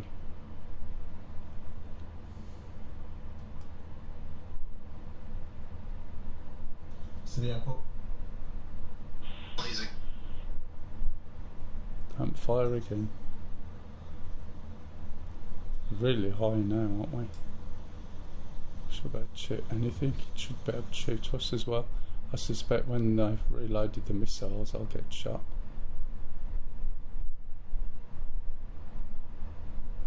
Guess we should shut Still it. there. 1J Ooping Lasers off. doesn't get any busier. Ah, right, yeah, I know what you mean.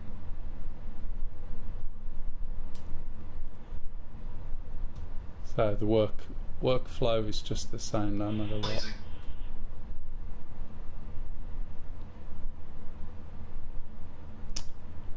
Come on, shoot the bloody thing.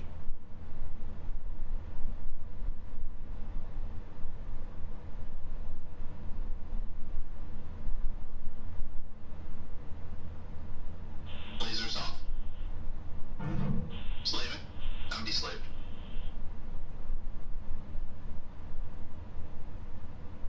Target acquired.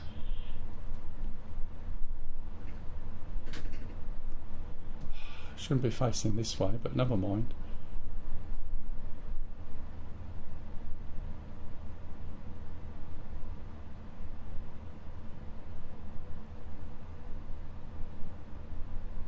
Should be facing behind me, but other than that.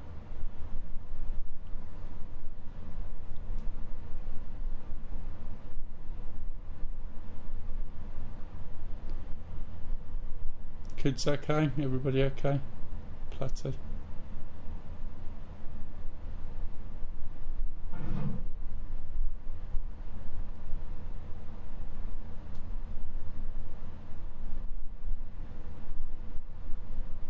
Blazing.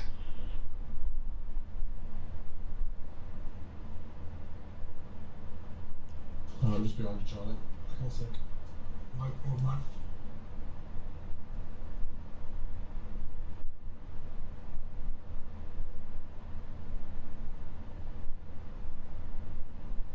Lasers off.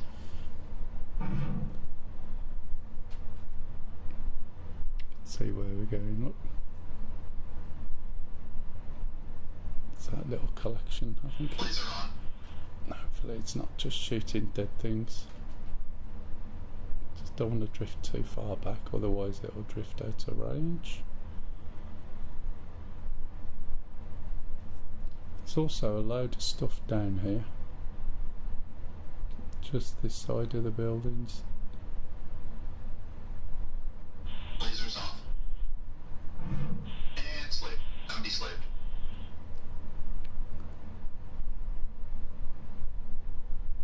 Target acquired. Oh right, 10 and 13, jeez. At least it's when Target in range. birthday still means something, which is nice, I suppose.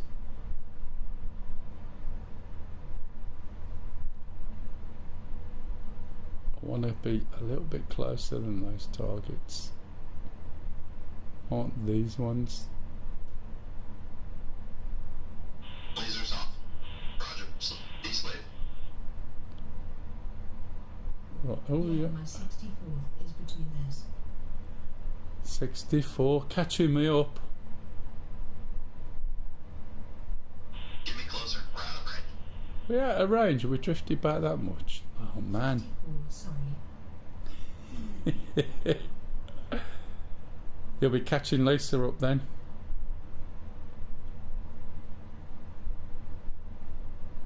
Can't retire just yet.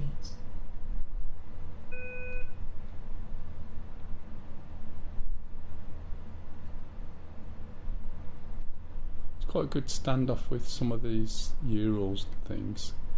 And range with the Zeus. As I said before, you know, you've only got a range of about 7.1 with the Slaving. Vickers on the up to 258. Oh, Get me closer. 256. We're out of range. What was I saying? I forgot what I was saying now. Oh yeah, sorry, the fact that we can stand off quite so far.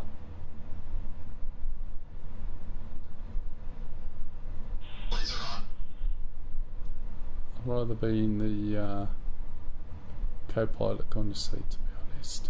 But Sham's battery run out.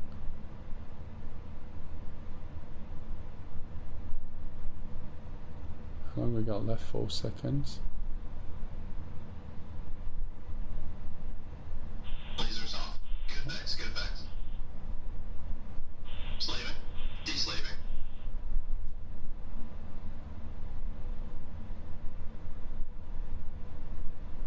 Target in sight. If I go too close to this building, I'm going to get shot. Shit. Gonna just relax a little bit off the throttle.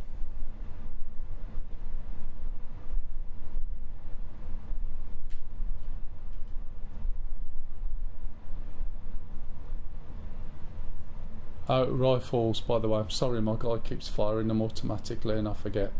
I do try and tell him to remind everyone. 4 magnums out. Hopefully they'll take the 11s out. Should be good then, man. So you'll probably find I'll be dead soon because I've got a laser and there's a few things coming and there's a chance I'll be getting killed. Let's go down here.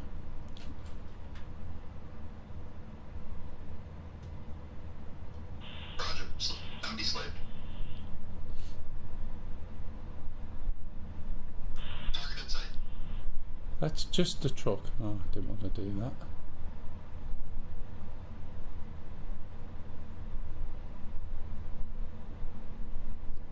Guessing a lot of the big stuff we got rid of.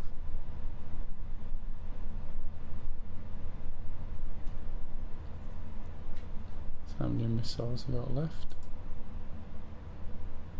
Only a couple.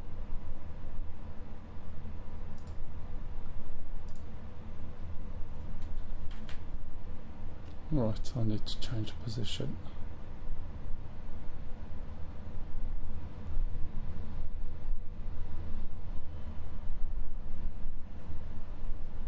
We'll come down here, use these buildings as cover.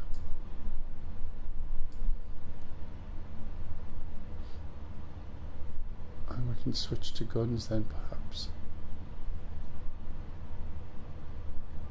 Missile, forward left. Missile, forward left. Missile, forward left.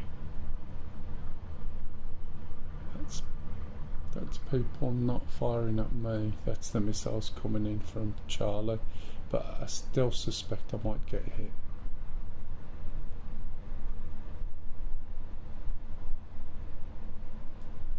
Right. Oh dear. That's not good, is it? Oh, I've lost it. Whoops.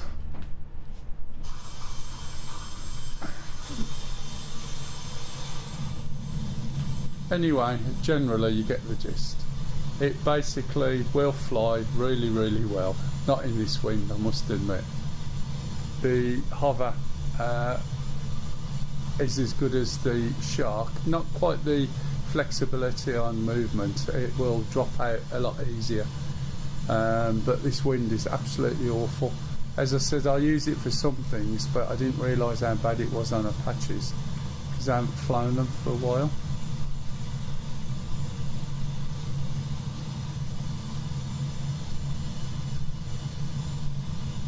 If anyone's got any questions, please jump in.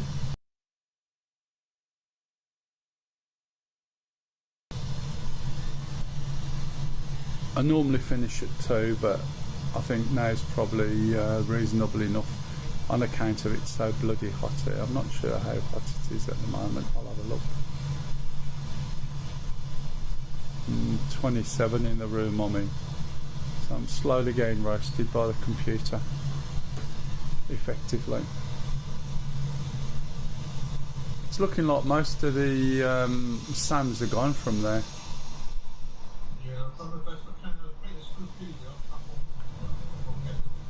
Yeah, you might find some of the launchers. What you got to watch with the launchers, Charlie, is with the SA-11 you can get rid of the radar, you can get rid of the command and control. All those will do is extend the range. The launchers on an SA-11 will fire without if you're close enough. If they've run out of ammo, they may be reloading, so just be warned. Right, and with that, guys, thank you very much for watching. Whatever country you're in. Wasn't, you know, it was supposed to be reasonably chilled today. As I said, it's rather hot. So what I'll do is pass you all over. I'll start off with finishing the YouTube stream, so if there is anyone on there, thank you very much for watching, and I hope there's a few things in there that you may have gained.